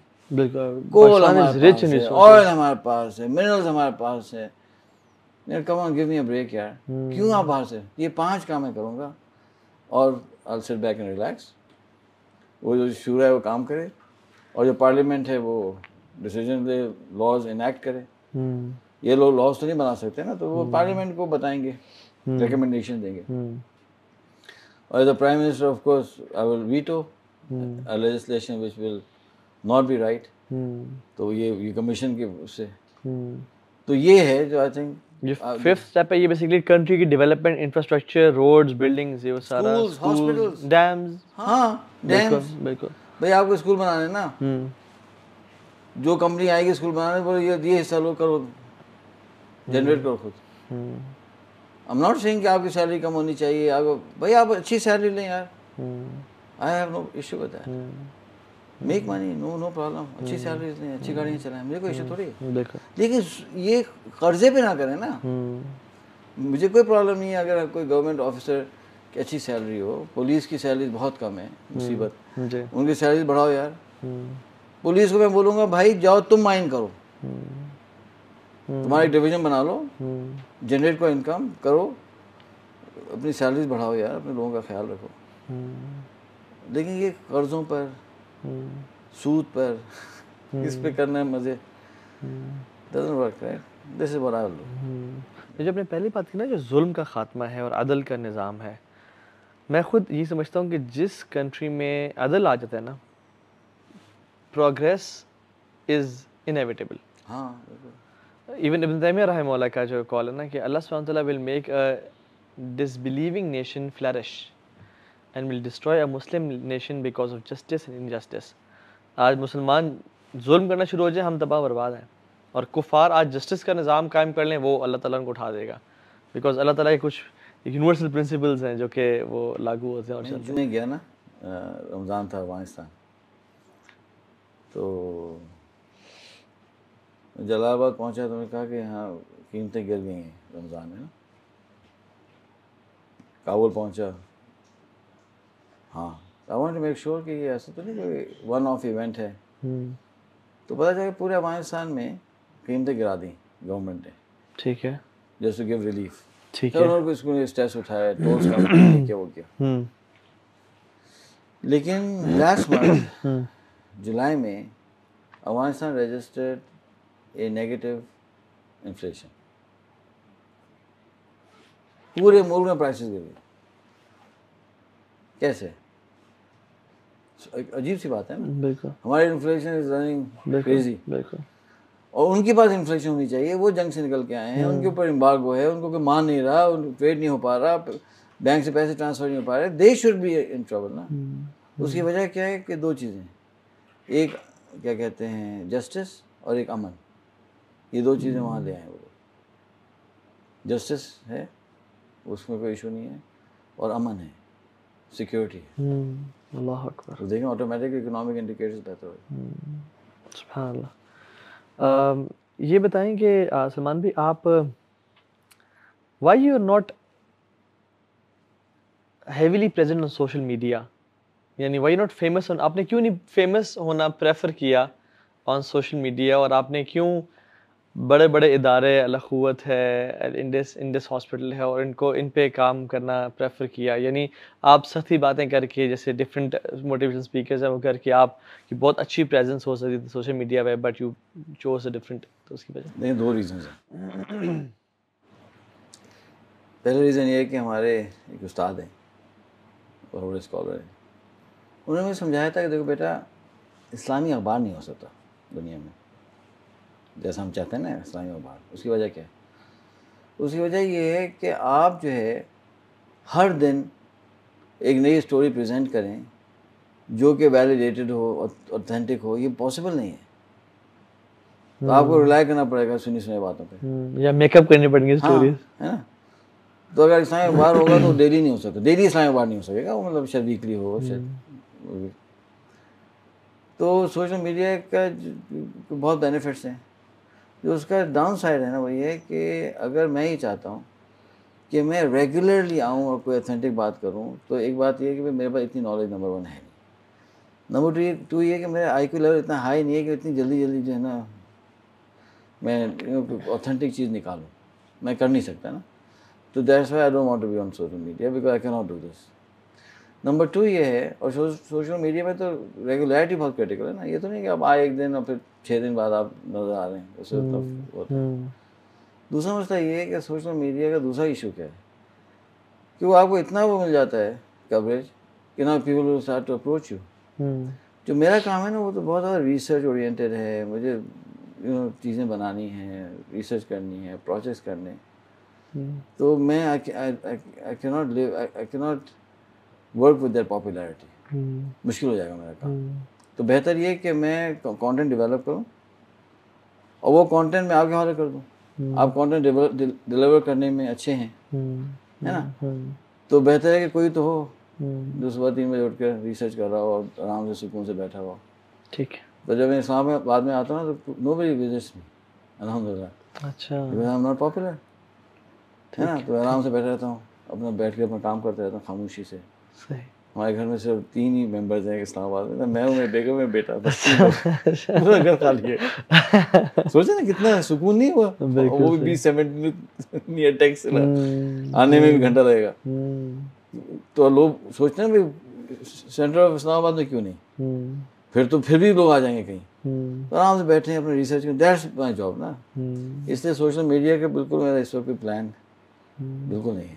अच्छा, एक सवाल भी जो है कि यानी अल्हम्दुलिल्लाह आपकी मल्टीपल मैरिजेस हैं और माशाल्लाह 14-15 बच्चे हैं माशाल्लाह आपके। तो ये रिस्पॉन्सिबिलिटी बहुत, एक तो है ना कि चले आपके पास अपने ड्राइवर रखे हों, आपका वो सारा हो, वो उनको हॉस्पिटल ये वो सारा वो कर लें, या तो आपने वो रिसोर्स मैनेजमेंट की हुई है, लेकिन कुछ काम वालिद तो खुद करने पड़ते हैं। तबीयत ख़राब होगी तो वाइफ एक्सपेक्ट करती हैं कि आ जाएँ, तबीयत ख़राब है तो अब तो ना एब्सेंट रहे हैं और सारा, तो ये कैसे मैनेज करते हैं? बस जितना टाइम है अल्हम्दुलिल्लाह उसमें कोशिश पूरी करते हैं ठीक है, कि कर लें। ये बर्डन तो नहीं फील होता, या ऐसे तो नहीं फील होता कि ये बहुत ज़्यादा नहीं, मैंने? क्योंकि वो हमारे MPLs में नहीं है ना। ठीक है, MPLs में ये थोड़ी कि आप हर दिन होंगे। हाँ बिल्कुल MPLs में सही, ये है कि यार आप जितना कर सकते हैं करेंगे, ठीक है। बाकी आप तो उम्मत का काम कर रहे होंगे। साहबा कराम जो है महीनों महीनों के जिहाद में होते गायब, थे, बिल्कुल सी बात है। तो उनके बच्चों के राइट्स तो नहीं निगलेक्ट होते थे। लेकिन जब फॉर एग्जाम्पल मैं कराची में हूँ और बच्चा बीमार होगा तो of course I will try very hard कि मैं जाऊँ उसको लेके। लेकिन सपोज मेरी वर्कशॉप हो रही है, उसमें तो नहीं जा सकते, उसमें आई कैन नॉट लीव। तो एग्जैक्टली, या आउट ऑफ सिटी आपकी ट्रैवलिंग बहुत हो रही तो होती मेरे है। तो मेरे जो हमारे ख़वातीन हैं, बेगमात हैं, उनको पता होता है कि भाई ये वर्कशॉप है, इसमें मेरा शौहर नहीं आ सकता, तो वो बेचारी फिर पूरा मैनेज कर लेती है। Okay, then I will come back after the workshop and go visit the hospital के बेटा क्या हुआ, कैसे मोटरसाइकिल तुम गिरे, तुम्हारा पाँव टूटा हुआ है। बिल्कुल ठीक है। तो उसको इस तरह से मैनेज करते हैं तो हो जाता है, ऐसा कोई इशू नहीं। So when you not travelling, how does your day look like, यानी स्केड्यूल क्या है आपका generally when you not travelling? मेरा हर दिन ना बहुत डिफरेंट होता है, इसलिए कि मेरे पास क्लाइंट्स आ रहे होते हैं और डिफरेंट टाइम्स पे आ रहे होते हैं कोचिंग के लिए। मेरे जो प्रोजेक्ट्स हो रहे होते हैं डिफरेंट टाइम पे हो रहे होते हैं, तो मैंने क्या किया, अपना फ्लेक्सिबल रखा हुआ है। मुझे पता है कि भाई क्या क्या करना है। भाई नमाज़ें पूरी कोशिश करें कि ना मिस हो। फॉर एग्जांपल सुबह जल्दी उठना है ताकि मेरी रिसर्च हो सके। कोशिश करता हूँ कि डेली मेरी एक्सरसाइज हो जाए, वर्कआउट हो जाए, और डेली थोड़ा बहुत टाइम अपनी फैमिली को देना है। जो मेन चीज़ें हैं ना वो रख कर then I make it flexible. For example अगर जो है मुझे टाइम सुबह नहीं मिलेगा ना, तो मैं शाम को जाके एक्सरसाइज कर लूँगा। ठीक है, बिल्कुल ठीक है। या मैं जो है वो दोपहर में कर लूँगा, है ना। मैं फैमिली के साथ सुबह मिल लूँगा, फैमिली के साथ शाम को मिल लूँगा। So this is what you suggest to busy people? हाँ, बिल्कुल यही है, बी फ्लेक्सिबल। बहुत ज़्यादा रेजिमेंटेड नहीं हो जाए लाइफ। अच्छा, अगर रेजिमेंटेड कर सकते हैं that's very good, that's ideal. लेकिन मैं तो नहीं कर सकता। मेरे 2 घर कराची में हैं, 1 घर इस्लामाबाद में है, मुझे हर महीने दूसरे महीने अफगानिस्तान में होना है। लाहौर में मेरा बहुत ज़्यादा मल्टीपल क्लाइंट्स हैं, तो मैं तो I am always on the road. Okay, जैसे कि मैं आपके पास भी आया हूँ ना, तो मैं वो देखें वो जिम बैग के साथ आया। बिल्कुल, अच्छा ठीक है। यहाँ से सीधा सही ना जाऊँगा स्विमिंग के लिए? हाँ, स्विमिंग एक्सरसाइज करके वहाँ से पूरा वर्कआउट करके दिन आल घूम। Okay okay. तो मैं समझता हूँ कि बिजी लोग होते हैं वैसे ही करते हैं, लेकिन डॉक्टर बारी को 1 घंटा पहले कर रहे हैं वॉक। बिल्कुल बिल्कुल। तो बी वेरी फ्लेक्सिबल। बहुत ज़्यादा रेजिमेंट करेंगे तो आप कैसे चलेंगे? मैंने खुद इस चीज़ से हमेशा सफ़र किया है कि मैं बिल्कुल एक यानी वर्किंग लाइक ए क्लॉक ना मैं कभी कर नहीं पा रहा होता, और मैं अपने को बड़ा गिल्टी फील करता हूँ। तो मैं ऐसे करता हूँ कि कोशिश करता हूँ कि यार ये वाला जो ब्रैकेट है ना, इसमें लोगों से मीटिंग्स, ये वाले ब्रैकेट में पर्सनल रिसर्च, ये वाले ब्रैकेट में फैमिली टाइम। तो आपके लिए ये क्या पॉसिबल नहीं है, या आप सजेस्ट करते हैं कि फॉर एग्जांपल एक ब्रैकेट सेट कर देना कि यार इसमें जो भी क्लाइंटेज डीलिंग है, चाहे वो इंटरनेशनल या लोकल है, इस ब्रैकेट में हो जाएगी, तो वो कर लूँ मैं? अच्छा, बिल्कुल सही, बिल्कुल सही है। मतलब मकसद ये है जो मैंने सीखा, गलत भी हो सकता है, अल्लाह ने माफ़ करे। हुज़ूर अकरम सल्लल्लाहु अलैहि वसल्लम की ज़िंदगी जो है ना, वो इज़ वेरी प्रैग्मेटिक। यस, यानी रमज़ान का उनका एक पूरी तरतीब होती थी, लेकिन रमज़ानों में तो गज़वे भी हुए।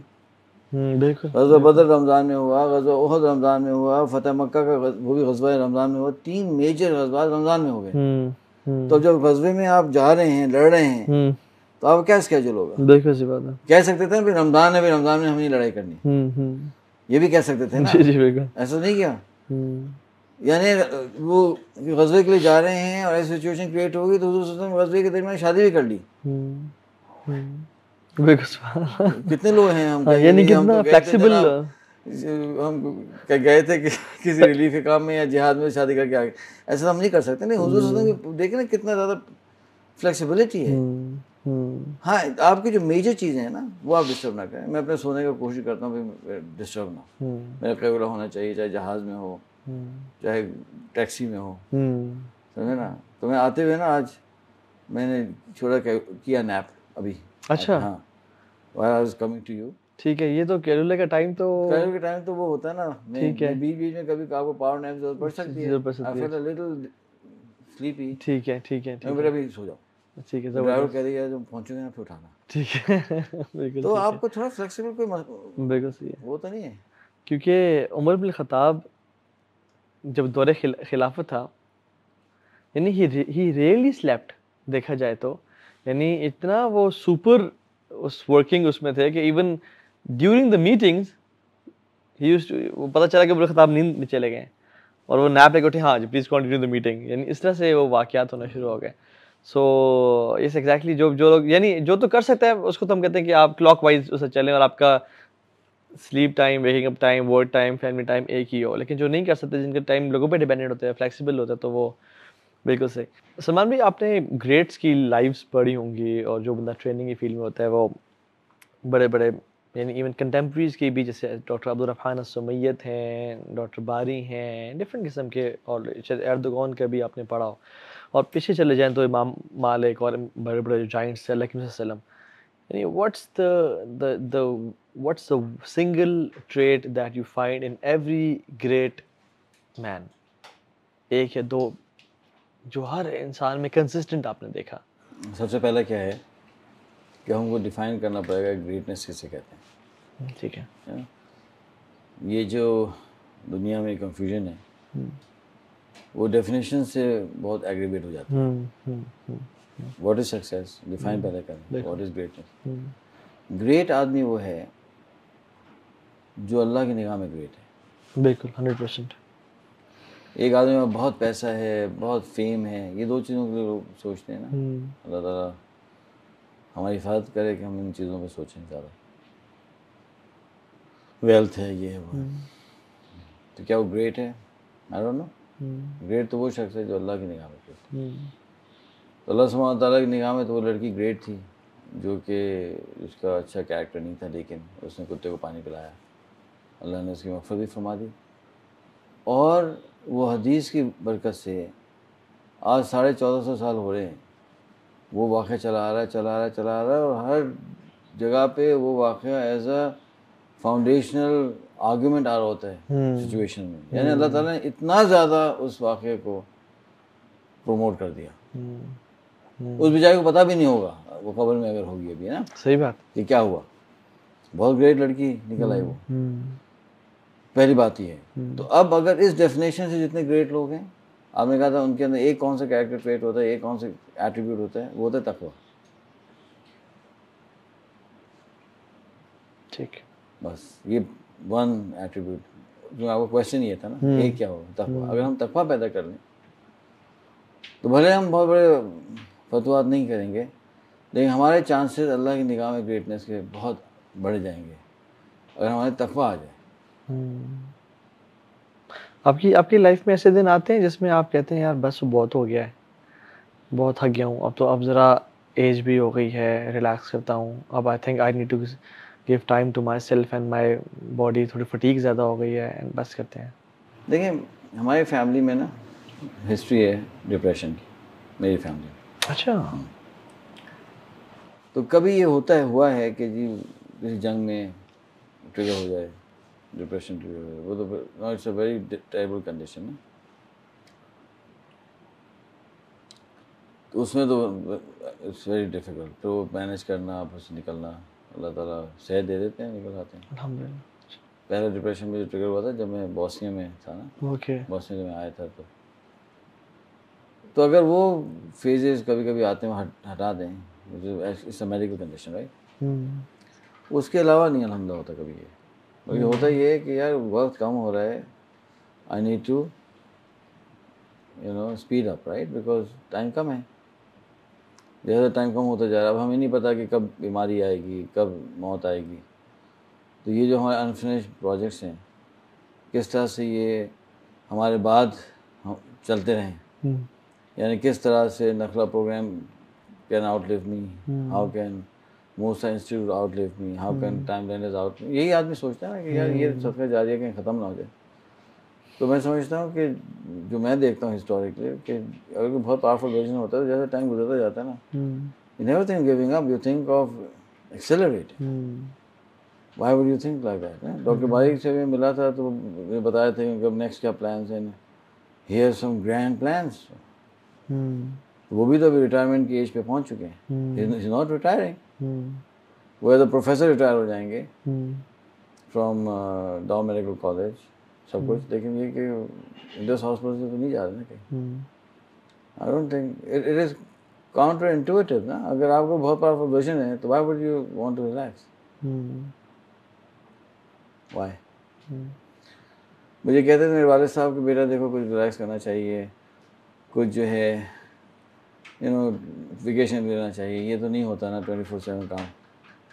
अब मैं उनको समझाता था कि बाबा हम जो ये काम है ना इससे ही हमें रिलैक्सेशन मिलता है यार, इसी से तो हमें मिलता है हमारा क्या कहते हैं एंटरटेनमेंट. वो नहीं समझ नहीं आई थी. तो एकदम हमारा ट्रेनिंग वगैरह थी वहाँ, कुछ मीटिंग्स थी मलेशिया में. मैं मैंने कहा आप चलें, आप चलें देखें कि हम क्या काम करते हैं. तो वो जो है 10 दिन का ट्रिप था ना, तो 5 या 6 दिन ही उन्होंने कह दिया कि अच्छा ठीक है समझ गया, अब मुझे समझ आ गई कि वहाँ काम क्या है. तो जो लोग कोई विजन पर काम करते हैं तो उनको उसी विजन से तो सारा रिलैक्सेशन मिल रहा होता है. रुक जाने का मतलब ये है कि स्ट्रेस में आ जाए, क्या कोई मुसीबत में आ जाए, क्यों छोड़ें ऐसी चीज़ें. डॉक्टर बारिक को तो इसी से मिल रहा है सारा एनर्जी, और डॉक्टर अमजद साकिब साहब very good friend of mine, तो अखुवत इसी से उनको मिल रहा है वो सारा, यू नो हैप्पीनेस भी इससे मिल रही है. मैंने कुछ ऐसा काम किया है ईदी फाउंडेशन में, एज एन एम्प्लॉय. तो ईदी साहब के साथ मेरा ट्रैवल भी हुआ. तो मैं उनको बड़ा गौर से, I was very young at that time, I think 24, hardly 24-25, लेकिन मैं बहुत गौर से उनको देखता था ना. He used to be very happy doing what he was doing. Why would Edhi साहब retire? He never retired, right? He never slowed down. ये है जवाब. अच्छा, एक जो बहुत बड़ा ऑब्स्टेकल आजकल को ना लोगों को, शायद हमारी एक तो होप्स, हमारी डिज़ायर्स बहुत ज़्यादा हैं, एक स्टैंडर्ड बड़ा सेट कर दिया गया है हाइपर मटेरियलिस्टिक सोसाइटी ने, और हाइपर कंज्यूमरिज्म का दौर है, कैपिटलिज्म का दौर है कि मुझे इतना तो मेरा जो, यानी जो आप कहते हैं ना एमपीएल्स जो बेसिक है वो हमारा बेसिक पहले पता नहीं क्या था, आज बेसिक क्या है. एक 50 साल पहले एक एवरेज अमेरिकन हाउस होल्ड में कितने आइटम्स होते थे, और आज 50 साल बाद वो 10 टाइम्स बढ़ गए हैं. यानी 500 आइटम से 5000 आइटम्स पे बात चली गई है, और बेसिक नेसेसिटी पे बढ़ गई हैं. तो ब्रेड एंड बटर का जो है ना ये चीज़, वेल्थ मैनेजमेंट की कोई टिप यूथ के लिए जो यानी लोगों के कॉन्सेप्ट्स बड़े अजीब हैं. वो एसेट्स को लायबिलिटी समझते हैं, लायबिलिटी एसेट्स समझ रहे होते हैं, और सारे ऐसी चीज़ें वो उनकी कॉन्सेप्ट ही नहीं है. बस प्रॉपर्टी में इन्वेस्टमेंट करने का सिर्फ सबको है कि इसमें प्लॉट लेके बेच दें सारा. तो यानी वेल्थ मैनेजमेंट टिप जो कि उनको इस्लाम का काम करने में, उनको विजन अचीव करने में, उनको रिसोर्स बिल्डिंग में हेल्प कर सके. सिंपल है, आप अपनी लाइफ स्टाइल सिंपल रखें, कम में गुजार करना सीखें. ठीक है. और थोड़ा सा मैच्योर होकर सोचें कि यार ये वाकई नेसेसिटी है या ये एक लग्जरी है. नेसेसिटीज़ पे खर्च करें, तो जब आप अपने खर्चे कम रखेंगे तो बहुत वैसी मुसीबतें ख़त्म हो जाएंगी, है ना. मैं समझता हूँ ये इशू है. और मेरे एक बेटे ने कहा बाबा, मैं क्या, अच्छा वो मेरे साथ काम कर रहा था ना, करता है काम. एक मेरा बेटा फुल टाइम काम करता है मेरे साथ मेरी कंपनी में. अब वो जब से आया तो उसको सारा एक्सेस मिल गया हमारे अकाउंट्स का. हाँ, उसने कहा बाबा अब थोड़ा सा अगर इतना काम करें, ये करें ना, तो we can have new cars. तो मैंने उससे कहा बेटा इन चक्करों मत पड़ो, ये जो एक्स्ट्रा काम मुझे करना पड़ेगा ना ये नई गाड़ियों के लिए, ये टाइम ना मेरे लिए बहुत ज़्यादा वैल्यूबल है. I would rather spend this time in Afghanistan. तो मुझे ना इस तरह की पट्टियाँ मत पड़ाओ. ये जो गाड़ियाँ अल्लाह ने हमें दी हैं, चल रही हैं, हाँ सर, काम हो रहा है, अल्हम्दुलिल्लाह हो रहा है, तो बस ठीक है ना. आप इतनी बड़ी मुसीबत क्यों अपने ऊपर लगा रहे हैं? अगर अब देखें ना, ये दीज आर टॉयज़. मैंने इसमें वो भी लिखा है छोटा सा ना लाइफ लेसन भी. ये टॉयज़ हैं, जैसे बच्चा खेलता है खिलौनों से, then he outgrows them, तो ये टॉयज़ हैं, आउट ग्रो देम यार। हाँ, आप मुझे कोई यूँ कहें कि मुझे बड़ा घर इसलिए चाहिए कि मेरी फैमिली बड़ी है या मुझे इसके अंदर कोई ट्रेनिंग रूम डेवलप करना है, तो I would say do it. सही है ना? हम अफगानिस्तान गए तो वहाँ मुझे पता है अफगानिस्तान में इतने अच्छे से मैं जाता हूँ, मुझे पता है ट्रेन कैसा है। तो मुझे व्हीकल चाहिए थी, तो अब वो मुझे लोग समझाने यार ये गाड़ी ले लें। मैंने कहा यार ये जो गाड़ियाँ ना ये नहीं सस्टेन कर सकेंगी। मुझे पता है कि मुझे पहाड़ों में जाना है, ये व्हीकल विल नॉट सस्टेन। क्या फिर आप क्या करेंगे? मैंने कहा मुझे तो नई व्हीकल चाहिए। तो कुछ लोगों को समझ नहीं आई, लेकिन अब आ गई सबको समझ, जब लोगों ने देखा ना कहाँ हमको जाना पड़ा। तो फिर मैंने दो ना ये बिल्कुल नई ली। ये नहीं होती ये जो हाइलैक्स, टोयोटा हाइलैक्स व्हीकल, इसलिए कि वहाँ ज़रूरत है। तो ठीक है, वहाँ वापस हाइलैक्स व्हीकल थी, वहाँ ज़रूरत है, लेकिन मुझे यहाँ नहीं ज़रूरत है इस वक्त अभी कि मैं हाइलैक्स व्हीकल खरीदूँ। मतलब क्या ज़रूरत है? अब समझे बात? तो थोड़ा सा अगर हम लोग मुझ समेत हम समझते हैं कि हमारी ज़रूरत किस चीज़ की है, तो अगर हम कम पे रहेंगे ना तो बाकी चीज़ें वैसे आसान रहेंगी। जब हम अपना लाइफ स्टाइल इतना लाविश कर लेंगे तो उसको मेंटेन करना बहुत डिफिकल्ट होगा। ठीक है, मेरे पास 4 घर हैं जो मुझे मेंटेन करने होते हैं, इसलिए आई हैव लार्जर फैमिली। ठीक है, और मैं ये नहीं कहता कि हर आदमी 4 घर ले, ज़रूरत है ना, अगर आपको ज़रूरत हो आप भी 4 घर ले लें। तो ये है बेसिकली जो I did, this is the first step and the most important step. ठीक है, आपने बहुत एक्सटेंसिवली ट्रैवल किया, वॉर जोन्स में गए, मुसलमानों के एरियाज़ में जहाँ पे आप मुजाहिदीन से मिले, आपका दावती काम और ऐसे लोगों से आपका फंड रेजिंग में काम बहुत रहा। तो कभी किसी शख्स से मुलाकात हुई जिसमें जिस बारे में हुआ कि यार ये वली अल्लाह का, ये अल्लाह का वली है? यानी यकीन से तो नहीं कह सकते, लेकिन गुमान हुआ हो? बहुत लोग कोई बता सकते हैं किसी के बारे में, कोई वाक़या ऐसा आपने देखा हो कि यार कमाल, जिसने आपको सरप्राइज़ कर दिया और आपके स्टैंडर्ड्स डिफरेंट सेट कर दिया हो क्या ऐसा? मैंने किताब लिखी द बैटल इनोसेंस। जी, ये बिल्कुल ये हमारे पास भी है, ये लोग देख भी लें इंशाल्लाह, बल्कि ये दोनों किताबें हैं तो इंशाल्लाह ये अवेलेबल हैं, अमेज़न वगैरह पे अवेलेबल हैं? हाँ, अमेज़न पे भी हैं, गुफ्तगू पब्लिशर्स हैं पाकिस्तान में अवेलेबल हैं। उन्होंने अच्छा, तो इसमें जो है ना, आई थिंक बैटल इनोसेंस के अंदर मल्टीपल स्टोरीज लोगों को मैंने उनकी स्टोरी मेंशन लिखी। किया आपने मेरे को। कुछ ख़वातीन हैं, कुछ मर्द हैं। तो लेकिन एक स्टोरी से जो मैं बहुत मैं इंस्पायर हुआ था, वो एक लड़का था बशीर, जो उसको बहुत ही शॉर्ट करता हूँ story. He came to for जिहाद in Afghanistan from Algeria. Okay. तो उसने रशियन के खिलाफ जिहाद किया। फिर जब 1989 में रशियन चले गए, he could not go back, इसलिए कि अल्जीरियन गवर्नमेंट ऐसे लोगों को पकड़ी थी। ओके। हम तो बहुत खुशकिस्मत हैं पाकिस्तान में, बहुत खुशकिस्मत हैं कि लोग जाते थे अफगानिस्तान, वापस आते थे तो आपको कोई पूछता नहीं था। तो फिर क्या था कि हमारे, अच्छा 89 में ये हुआ, 991 दिसंबर में वहाँ लड़ाई होगी ताजिस्तान के अंदर। वहाँ से रेफ्यूजीज आ गए northern Afghanistan, Tajik refugees. Then he started working with the Tajik refugees. उसने फिर 5 साल में सारा काम किया with our foundation. He joined our foundation, he work with them. और उसके बाद जो है फिर वहाँ लड़ाई ख़त्म हो गई, पीस एग्रीमेंट हो गया, ये रेफ्यूजी वहाँ चले गए। तो बहुत डेंजरस था वहाँ जाना। लेकिन उसने मुझे कहा था कि जब मैं इससे मिला था नॉर्दर्न अफगानिस्तान में, तो उसने कहा था सलमान, मैं तो ना I dedicated my life for the Tajiks. तो अगर आप पुल आउट भी कर लेंगे ना, मैं तो जाऊँगा इनके साथ ताजिकिस्तान में, कि वहाँ बहुत ज़रूरत है काम की। ऑर्फन्स भी थे, घर तबाह हो चुके थे सारा। फिर वहाँ गया, फिर वहीं वो रहा हमारे साथ, फिर हम भी चले गए, हमारी फाउंडेशन भी सेटअप हो गई वहाँ। और फिर जो है फिर वहाँ वो शहीद हुआ। अच्छा। हाँ, तो शहादत हो गई 90, he was 35 when he died. तो यानी वो जो लाइफ थी ना उसकी, इंस्पिरेशनल लाइफ थी। किस तरह से एक शख्स कहाँ अल्जीरिया, कहाँ उसकी कब्र दुशंबे में, you know 7 months after his marriage he died. Okay. He new कि डेंजरस है सब कुछ है, लेकिन उसने फिर भी काम किया सारा। इस तरह के जो लोग होते हैं ना, inspirational, I have written about him. और उसको उसको मैंने कहा था यार कोई खतरनाक हालात हैं थोड़े बहुत, उसने नहीं इतना ख़तरा नहीं है, थोड़ा बहुत तो होता ही है, काम बंद हो जाएगा। तो उसने मुझे कहा था, उसने कहा देखो Suleman, death will not come before its time, and if I am here and if I die, I will have the confidence of knowing that I'll be a shaheed. So please don't take their confidence from me. Don't move me from it.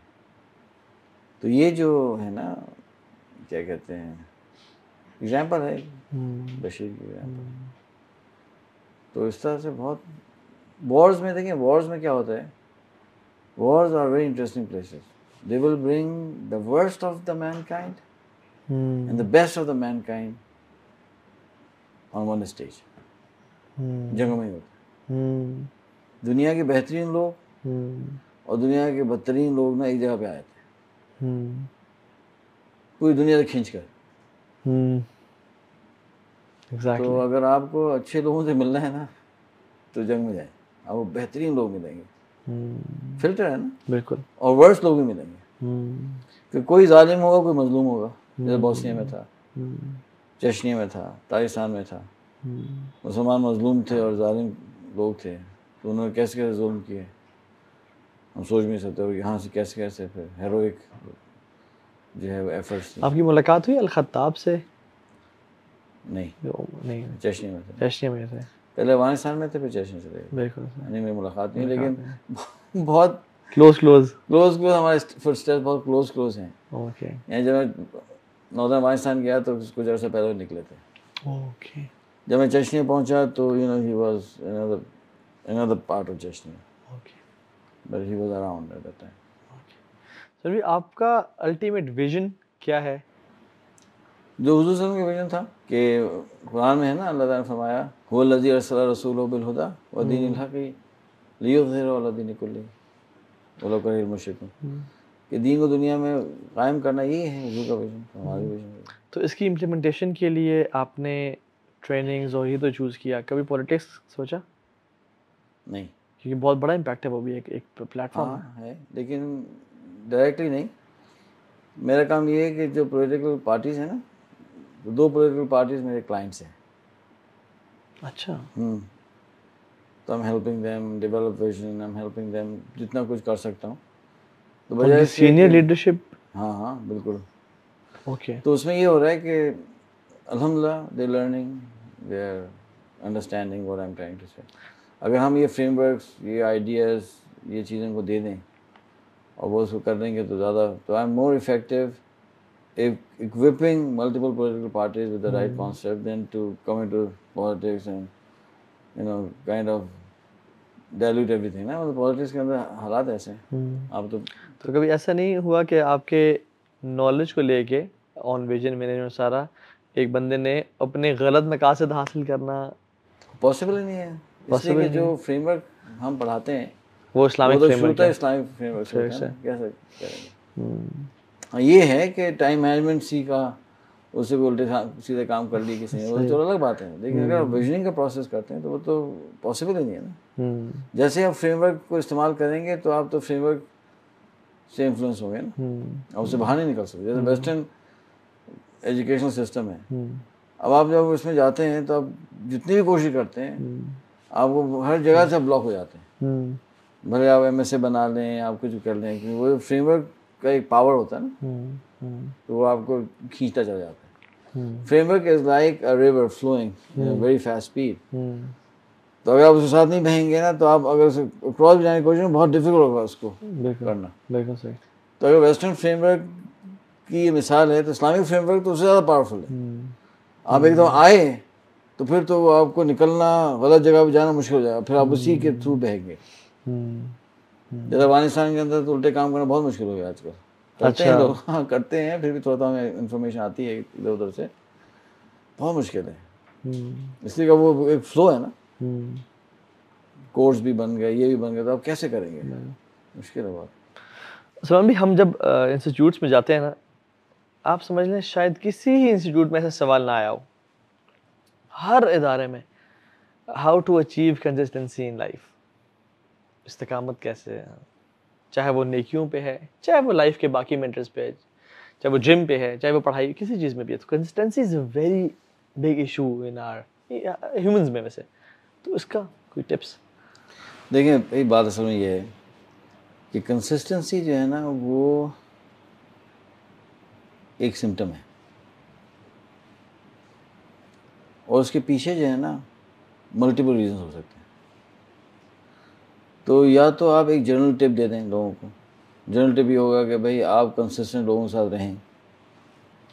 General tip ये होगा कि आपके पास एक vision हो जिससे आप inspired हों, है ना, आप कंसिस्टेंट होंगे। आप जो है किसी ऐसे बंदे से दोस्ती कर लें जो आपके ऊपर निगाह रखे, जो आपको जो है वो कंटिन्यूसली कहता रहे। ये जनरल टिप्स हैं। लेकिन ये जनरल टिप्स यूजली नहीं काम करते, इसलिए सवाल बार बार आता है कि लोगों को फ़ायदा नहीं होता। इसलिए नहीं होता कि आपको देखना पड़ता है कि उनका जो इशू क्या है, ये इनकन्सिस्टेंसी कहाँ से आ रही है। फॉर एग्ज़ाम्पल, क्या किसी को डिप्रेशन तो नहीं है? ठीक है।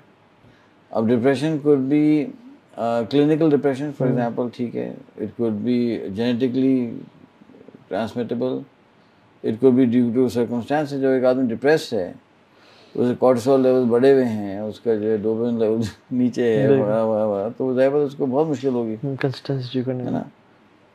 क्या उसको कोई कॉग्निटिव डिसोनेंस तो नहीं है? यानी वो बिलीव कुछ कर रहा है, कर कुछ रहा है। ठीक उसकी है। वजह से इनकंसिस्टेंसी आ सकती है। ठीक है।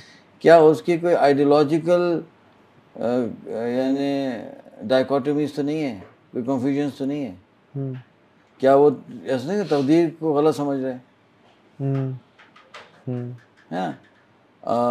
वो समझ रहा है कि जी मैं कुछ भी कर लूँ होगा वही जो अल्लाह ने लिखा हुआ है, मेरी एफर्ट से उस लिखने पे कोई इम्पैक्ट नहीं आएगा। इस तरह की जो कन्फ्यूजन लोगों के जहन में होती है। इसी तरह से क्या उसको जो है कोई पास्ट में कोई इशू तो नहीं है? फॉर एग्ज़ाम्पल, एक साहब ने मुझे कहा बहुत साल पहले बात अबू धाबी में कि मेरा बड़ा मसला है, मैं कंसिस्टेंट नहीं होता। अच्छा, हम चलते, मैंने टॉक दी है और मैं चलता हुआ जा रहा हूँ, वो बंदा चलते हुए मुझसे पूछ रहा है, अब मैं क्या जवाब दूँगा? तो मैंने कहा देखा ना, तो मैंने कहा कि आपके वाले साहब आर्मी में तो नहीं थे? कहते हाँ थे। तो मैंने कहा काम करें कि आपका, मुझे ऐसा लगता है कि you do not have good relationship with him. वो तो कहता है पकड़ लिया, हाँ, कहता है वाकई ऐसे ही है बस। मैं क्या work on that relationship, this problem will go away. अच्छा, फिर मिले वो 2-3 महीने बाद, बस काफ़ी फ़ायदा हो गया। तो फिर उनकी बेगम ने मुझसे पूछा कि नहीं आप बताएं ये मसला तो काफ़ी हल हो गया, लेकिन ये हुआ कैसे? मैं कहा भाई मैं ऐसे तुक्का लगाया था कि वाले साहब के आर्मी में होंगे तो वो बहुत डिसिप्लिन होंगे, समझे ना। और जब इनकी रिलेशनशिप सही नहीं है, बचपन से रिलेशनशिप पे चैलेंज था, तो subconsciously he is going to reject everything that the father is doing. Now he is rejecting discipline, he is rejecting consistency. तो subconsciously he wants to be away from that, right. जब ये relationship बेहतर होगी तो बहुत ऐसे issues होते हैं। ठीक है। तो मैं समझता हूँ कि जनरल एडवाइस ये है, ये चंद चीज़ें कर लें, वरना go to a good mentor, may some good teacher, उनके पास जाएं, अपने बात बताएं और मेंटोरशिप लें और उनसे पूछें, और and have that person find out exactly what's happening. वो कर लेंगे तो मसला हो जाएगा। सो अच्छा, 2-3 टिप्स अगर दे दें अपने ऊपर, क्या इन्वेस्टमेंट करें, यानी फॉर एग्जांपल जैसे how to grow in terms of personality, skills. आप जैसे ट्रेनिंग की फील्ड में हैं, यानी मेंटोर्स का होना, व्हाट डू यू सजेस्ट के ग्रोथ में 2-3 टिप्स? 3 टिप्स? 3 टिप्स बहुत सारे 3। सबसे पहला काम ये करें कि कोई बहुत अच्छा मेंटोर ढूंढें। अब उसको टीचर कह लें, मेंटोर कह लें, उसको जो है शेख कह लें, कोई भी कह लें, but make sure that you find the right guy. ये ना हो कि किसी गलत बंदे को मेंटोर बना के मुसीबत होगी, समझे ना। तो कोई बहुत अच्छा मेंटोर ढूंढें। और फिर उसको ट्रस्ट करें and let him help you, तो आपके जो सालों का जर्नी है वो महीनों में हो जाएगी। पहला टिप तो ये है। दूसरा टिप ये है कि किसी ऐसे प्रोजेक्ट में इन्वॉल्व हो जाएं जिसमें थोड़ी हार्डशिप हो। सही ना, हार्डशिप वाले भी काम होते हैं ना। किसी रिमोट एरिया में जाके कोई स्कूल में पढ़ा लिया, भले 2 महीने ना ईयर, बलूचिस्तान चले गए, हमारा एक स्कूल है वहाँ चले गए, हार्डशिप है। या कहीं जाकर कोई वॉलंटियर कर लिया ऐसे काम में, अफगानिस्तान ही चले जाएँ, आजकल तो सब हर चीज़ लीगल हो गई है, वीज़ा लेके जा सकते हैं, वहाँ जाकर कुछ काम करें। तो इस तरह से कोई हार्डशिप वाला प्रोजेक्ट करें, इससे आपकी बहुत ग्रोथ होगी। ठीक है। तीसरा काम ये है कि जितनी जल्दी हो सके ना शादी करनी, तो उसमें क्या ग्रोथ भी होगी, हार्डशिप तो होगी होती है हार्डशिप वो तो बहुत ज़्यादा। मैरी अर्ली, और अगर शादी हो चुकी है पहले से माशाल्लाह, तो बच्चों को बढ़ाएं। ये थोड़े से बच्चे ना रखें, 3 4 5 कम होता ना तो उसको नंबर ऑफ किड्स बढ़ाएंगे तो उससे बहुत आपकी ग्रोथ होगी। अच्छा ठीक है। तो ये 3 मैं आपको बताता हूँ कि अच्छे मेंटोर, कोई टफ किस्म का थोड़ा सा वॉलंटियर करें। और थर्ड ये कि जब मेरे पहला बेटा जो था, he was 21, उसने कहा मुझे शादी करनी, तो गॉट हिम मैरिड अल्हम्दुलिल्लाह। फिर दूसरे वाले ने कहा मेरी शादी करनी है, he was 19, तो जिस जगह वो शादी करना चाह रहा था उन्होंने मना कर दिया, तो बेचारा रह गया। थर्ड वाला was 18, उसने मुझे शादी करनी है, तो शादी हमने कर दी। अच्छा। हाँ 18 माशाल्लाह। उससे फ़ायदा हुआ कि दोनों बेटे की शादी हो गई, तो ग्रोथ तो हो गई ना। और 2 यंग लड़कियां हमारे घर आ गई माशाल्लाह। अब वो उनको संभालना, उनका ख्याल रखना, है ना। कभी परेशान भी होती होंगी, कभी बीमार भी होती हैं, कि मतलब तो अच्छा है इस उम्र में, मैच्योरिटी बहुत आती है उस चीज़ से। बिल्कुल मैनेजिंग अ वाइफ, माशाल्लाह। पुराने उसमें दौर में तो 21 साल में लोग दादा बन जाया करते थे। 21 साल में दादा, कि 11 साल के हुए खुद शादी कर ली, अल्लाह ने 11 साल में औलाद दी। जब वो 11 साल की वो उसकी शादी कर दी, तो उसका भी औलाद हुई 21 साल में दादा। तो अच्छा सलाम जी, आपने बहुत सारे लोगों को और बहुत सारे इदारों को भी विजन सेटिंग में की है।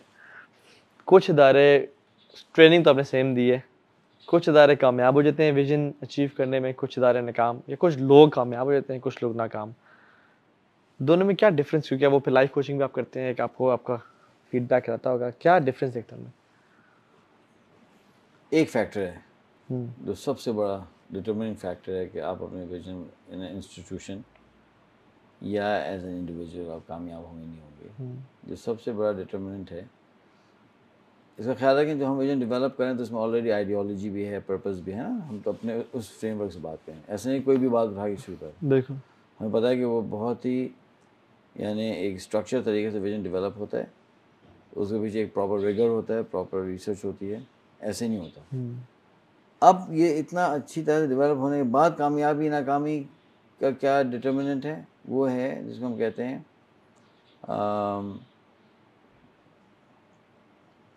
ग्रेटनेस।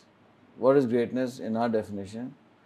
कि आप the level of your willingness to sacrifice for your vision, आप कितना सैक्रिफाइस करने के लिए तैयार हैं।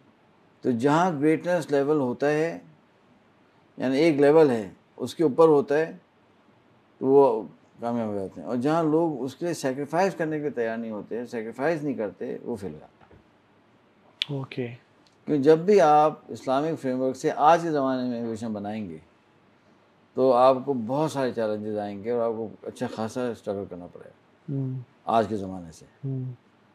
तो क्या आप तैयार हैं इसको करवाने के लिए? अगर तैयार हैं और आप देंगे तो हो जाएगा, नहीं होगा तो मुश्किल है। यही है।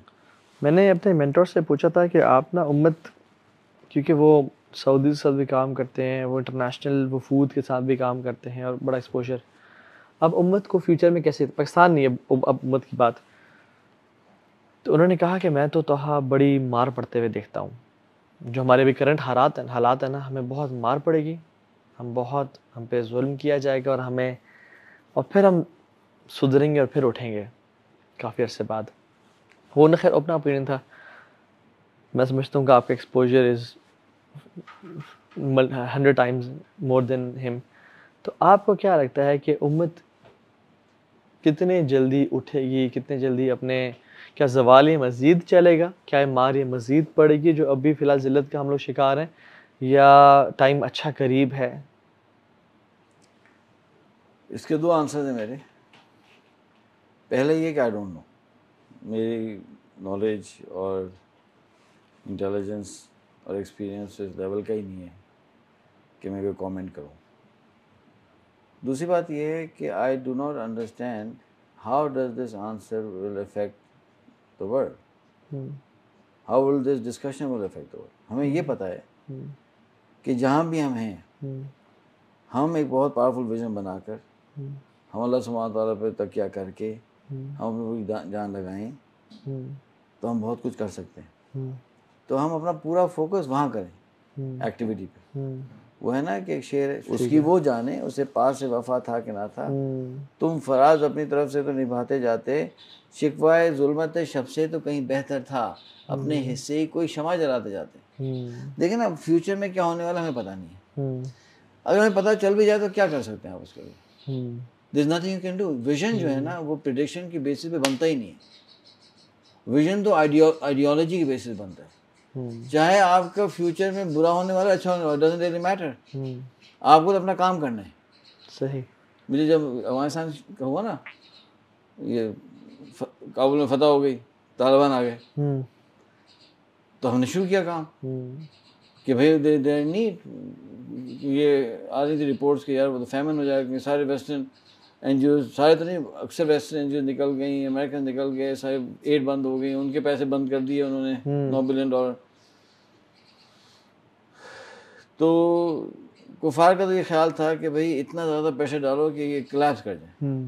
ठीक है, तो हर चीज़ कोई रिकग्नाइज भी नहीं कर रहा था। खैर हमने कहा चलो करते हैं काम शुरू। तो किसी ने मुझसे कहा कि नहीं, मैं आपको नहीं हेल्प कर सकता, इसलिए कि हमें तो पता ही नहीं है रहेंगे नहीं रहेंगे, ये ख़त्म हो जाएगी कहानी, अभी शुरू हुआ है।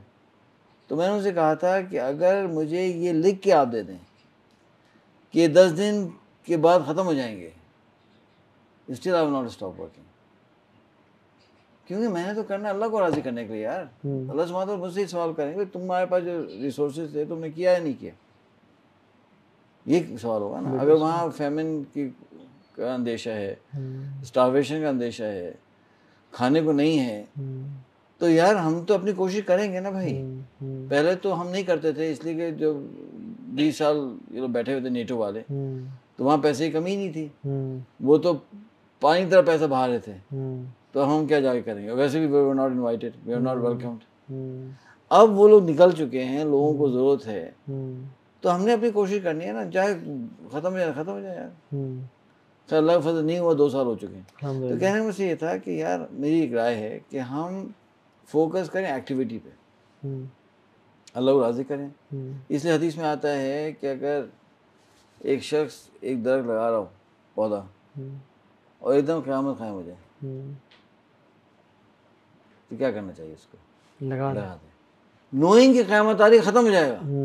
लेकिन वो एक्ट लगाने का तो कभी ख़त्म नहीं होगा ना। The fact that he put that plant into the ground will never end, ever. वो क़यामत के बाद तक चलता रहेगा कि जी उसने ये काम किया नेकी का। उसके बाद जो हुआ उसका तो वो रिस्पॉन्सिबल ही नहीं है। ला युकल्लिफुल्लाहु नफ्सन इल्ला वुसअहा। लोग मुझे कहने लगे 25 साल का आप सोच रहे हैं ये जो नखला प्रोग्राम अफगानिस्तान में जो हम प्रोग्राम कर रहे हैं औरतों के साथ, तो you will not be around by that time. मेरे एक साहब कहने लगे आप तो मर जाएंगे पहले। मैंने कहा मैं मर जाए पहले कि मैं तो कल मर सकता हूँ। I can die tomorrow. मुझे नहीं पता ये प्रोग्राम सक्सेसफुल होता नहीं होता, मुझको नहीं पता, लेकिन मुझे इतना पता है कि मैंने अपना दम लगाना है। अल्लाह के ऊपर है, अल्लाह चाहेंगे तो कर देंगे। हमारे से बहुत बेहतर लोग अल्लाह के पास हैं, हम तो कुछ भी नहीं है, अल्लाह उनसे काम ले लेंगे। खंदक के मौके पे ना अल्लाह के नबी सल्लल्लाहु अलैहि वसल्लम जब वो साहबा खंदक खोद रहे थे तो एक एक पत्थर बांधा हुआ था, अल्लाह के नबी ने 2 पत्थर बांधे हुए थे, तो एक चट्टान आ गया, उन्होंने कहा रसूलुल्लाह नहीं टूट रही, आप आएँ। तो आप सल्लल्लाहु अलैहि वसल्लम ने ना उस पे जब ज़रबें मारी तो उसकी चिंगारी निकली और कहा कि फुतिहत क़ुसूर शाम, फुतिहत क़ुसूर रोम, के रोम फ़तह हो गया, शाम फ़तह हो गया, पर्शिया फ़तह हो गया। तो इवन सुबहान अल्लाह जब खब्बाब बिन अरत अल्लाह के नबी के पास आए और अल्लाह के नबी सल्लल्लाहु अलैहि वसल्लम टेक लगा के बैठे हुए थे काबा के पास, तो उन्होंने कहा कि रसूलुल्लाह मता नसरुल्लाह, कब आएगी अल्लाह की मदद, हमारे तो जिस्मों को यानी मारा जा रहा है। तो रसूल सल्लल्लाहु अलैहि वसल्लम ने टेक को हटाया और आगे होके कहते हैं कि तुम्हें से पिछली कौमों को ना लोहे की आरियों से चीर दिया गया था ज़मीन में दरगोर करके, उन्होंने जल्दी नहीं की थी, तुम लोग कौम ऐसी हो कि जो जल्दबाज हो करते हो। और फिर फरमाया कि ये जो मैं दीन लेके आया हूँ ना, ख़बाब सुन लो मेरी बात को, तुम अभी सफ़र करो ना, समझ लो कि हम जो 2-4 लोग हैं, जो मजमू 8 दिन ही हुए सब मिट जाएंगे, ये पूरी दुनिया पे फैलेगा, हत्ता कि सना हज़रत मौत से मदीना खातून आएगी, किसी का खौफ नहीं होगा, अमन होगा और सिर्फ अल्लाह को का वो करते हुए आएगी। तो in times of distress, in times of problems and जब हम गिरे हुए हैं, टूटे हुए हैं, मर रहे हैं, पिसे हुए हैं, अल्लाह की की सुन्नत से मिलता है कि वो पॉजिटिव न्यूज़ और लोगों को ना वो दिया करते थे कि आप यानी परेशान ना हो, अभी तो स्टार्ट है, अभी आगे देखें क्या होता है। तो मैं चाहता हूँ कि यानी आप अगर आपका जो यानी एक्सपोज़र रहा है और पाकिस्तान, और मैं पाकिस्तान को मेरा personal opinion, I can be wrong, completely wrong, कि 70 साल से पाकिस्तान चल रहा है, इसको हर कोई खा ही रहा है। कुछ ने ज़्यादा खाया, कुछ ने थोड़ा खाया। मैं उनकी बात कर रहा हूँ, अच्छे लोग बहुत मौजूद हैं अल्हम्दुलिल्लाह पाकिस्तान में। लेकिन जो लीडरशिप मिली है और जो लोग मिले हैं, लेकिन अल्लाह अल्लाह इसको फिर भी चला रहा है। आउट ऑफ नोवेयर हम एटॉमिक पावर बन के, आउट ऑफ नोवेयर जो है ना, मुल्क चल रहा है, डिफ़ॉल्ट नहीं कर रहा, वो नहीं हो रहा। तो मुझे लगता है कि अल्लाह ने इससे कोई काम लेना है, मुझे लगता है। और जैसे और मदीना तैयबा की और पाकिस्तान की बड़ी बड़ी कुछ सिमिलैरिटीज़ हैं कि वहाँ भी मुशरिकीन पहले मक्का में ज़ुल्म करते, हिजरत हुई, मुसलमानों की 2 बड़ी हिजरतें हैं, एक मक्का से मदीना और एक हिंद से पाकिस्तान। फिर जो सिटी इस्टेब्लिश की, उसको मदीना तैयबा का नाम दिया, हमने पाकिस्तान का नाम दिया। पाक का मतलब तैयबा और इस्तान का मतलब मदीना। और फिर वहाँ पे मुनाफिकीन की बहुत ज़्यादा साजिशें थी, यहाँ मुनाफिकीन की साजिशें बहुत ज़्यादा हैं। वहाँ यहूदी वो इन्फ्लुएंस बहुत था, यहाँ भी इसराइल बड़े अपने रोल प्ले करता है और सारा। तो मैं इस कॉन्टेक्स्ट में पूछा था कि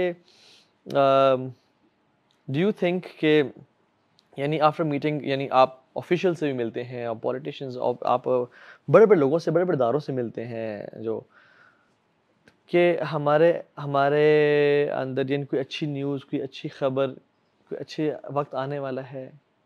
अगर तो आप प्रेडिक्शन की बात करेंगे ना, तो आपको लोग चैलेंज करेंगे। कैसे कह रहे हैं आप पाकिस्तान के हालात बेहतर होने वाले हैं, हमको तो नज़र नहीं आ रहा। We will not buy it. देखें, आप प्रेडिक्शन में कोई अच्छी प्रेडिक्शन कर सकते हैं कि पुअर प्रेडिक्शन। इसलिए मैं समझता हूँ प्रेडिक्शन नहीं करनी चाहिए। ठीक है, इसलिए कि एक तो हमें पता भी नहीं है। ठीक है। हुज़ूर अकरम सल्लल्लाहु अलैहि वसल्लम से कोई बात बताते थे तो हुज़ूर सल्लल्लाहु अलैहि वो तो वसल्लम वही की के, बेसिस वो तो बताते वही के, थे। बिल्कुल ऐसी बात। बिल्कुल। तो हम प्रिडिक्ट अच्छी चीज़ कर भी देंगे तो हमें भी नहीं पता कि होगी नहीं होगी। दूसरी बात यह है कि जब हम करेंगे तो लोग चैलेंज करेंगे। तो हम 2 काम करें, हम प्रिडिक्शन की बात ना करें, हम विजन्स की बात करें। हम कहें कि हम ये देखना चाहते हैं, हम पाकिस्तान को यहाँ लेके आएंगे इंशाल्लाह, हम इसमें मेहनत करेंगे, हम ये कुफर से लड़ेंगे, हम पाकिस्तान के अंदर जो है जस्टिस क्रिएट करें। ये भी तो विजन है ना। बिल्कुल। जब विजन आप देते हैं तो आपको कोई चैलेंज नहीं कर सकता। तो ये मेरा विजन है ना, मैं ये चाहता हूँ और मैं इस पर काम करूँगा और कर रहा हूँ। आप कैसे चैलेंज करेंगे? फिर मैं कहूँगा कि जी होता ही नहीं होता, अल्लाह के इख्तियार में, मैं अपने दम पर लगाऊंगा। You want to join me, you want to help me out. तो आप क्या करें, एक ऐसी चीज़ देंगे जो चैलेंज ही नहीं हो सकती। सही। दूसरी चीज़ ये है कि आप पाकिस्तान की जो करंट स्टैंड से बता दें, उसको कोई चैलेंज नहीं कर सकता। फॉर एग्जाम्पल, जिस लेवल का इंडस हॉस्पिटल का नेटवर्क है, दुनिया में बहुत कम जगहों पे है कि कोई प्राइवेटली कोई इतना बड़ा ऑपरेशन रन कर रहा हो इस लेवल का। यानी 500,000 patients being served every month without a single rupee of service charge. यानी जिस हॉस्पिटल के अंदर पेमेंट काउंटर ही नहीं है, दुनिया में कहाँ है ऐसे इस तरह के नेटवर्क्स, है ना, कि हार्वर्ड यूनिवर्सिटी भी उसका वो कर रही है ना। Akhuwat is the largest interest free micro finance institution in the world. Faysal bank की conversion into Islamic bank is the largest conventional bank conversion into Islamic bank in the world, है ना। और in terms of charity Pakistan is amongst the top countries in the world जो per capita खर्च करते हैं दुनिया में। ये तो इंटरनेशनल रिपोर्ट्स आ गई हैं, अमंग्स द टॉप, टॉप बड़ी बात है, हालांकि बड़ी बात है जितना हम खर्च करते हैं। थर्ड वर्ल्ड कंट्री होते हैं, थर्ड वर्ल्ड कंट्री होके भी हम पर कैपिटा जितना हम खर्च करते हैं। पाकिस्तान जो है वो amongst one of the top nuclear program in the world, Pakistan का प्रोग्राम है, ठीक है।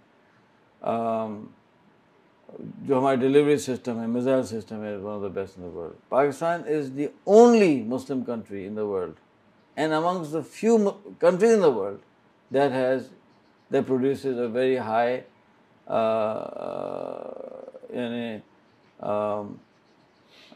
performance military aircraft। JF Thunder जो हम प्रोड्यूस करते हैं, ये तो वाहिद मुल्क है पाकिस्तान पूरे मुसलमान मुल्कों में जिस लेवल का जहाज़ प्रोड्यूस करता है, और जो जहाज़ पाकिस्तान एक्सपोर्ट करता है, यानी मल्टीपल कंट्रीज हमसे खरीदते हैं। बिल्कुल, ब्राज़ील हमारा क्लाइंट है, श्रीलंका है, मलेशिया भी शायद है, ये जो है नाइजीरिया, या मल्टीपल कंट्रीज हमसे खरीदते हैं ये जहाज़। तो ये तो इमेजिन करें, पाकिस्तान के जो हमारे आईटी प्रोफेशनल्स हैं, आईटी प्रोग्रामर्स हैं, amongst the best in the world. जो हमारे पास लोग हैं वो दुनिया में बहुत कम है ऐसे लोग। तो ये तो स्ट्रेंथ है ना। तो आप स्ट्रेंथ लोगों को बताएं, तो लोगों को ध्यान में आएगा, अच्छा यार ये सारी मुसीबतें हो रही हैं, तो ये स्ट्रेंथ भी है।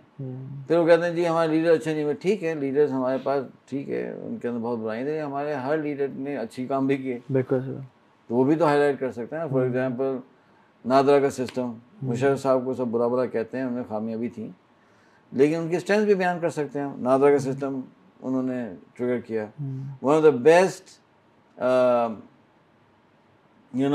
Population database in the world. यानी आज नादरा जो है वो दूसरे मुल्कों को जो है वो ये सेटअप करके दे रहा है। Can you imagine NADRA. तो वो भी उनका ट्रिगर हुआ।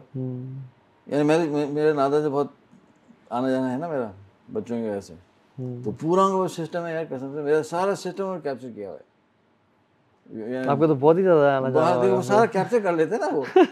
ये बच्चे यहाँ से आए, बच्चे वहाँ से आए, You understand what I'm saying? तो मैं amazed at the system। वो पूरा सही चलता है, वो कोई कभी फेल नहीं हुआ। अच्छा, क्यों ज़ाहिर बात है, मेरे बच्चे डिफरेंट जगह से हैं ना, मेरे तो बेगमात जो हैं उनके भी बच्चे थे पहले जब मैंने शादी की, वो भी हमारे सिस्टम में आ गए, है ना, अपने बच्चे भी हैं, सारा है पूरे, तो वो करता कैप्चर सारा।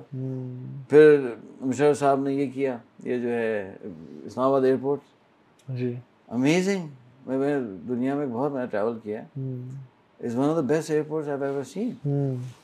I mean, amazing design. And मेरा आना जाना बहुत है Islamabad. Every time I come to this airport, मैं दुआ करता हूँ अल्लाह ताला मुशर्रफ साहब की मग़फ़िरत फरमाए, कम से ये बहुत अच्छा बना दे।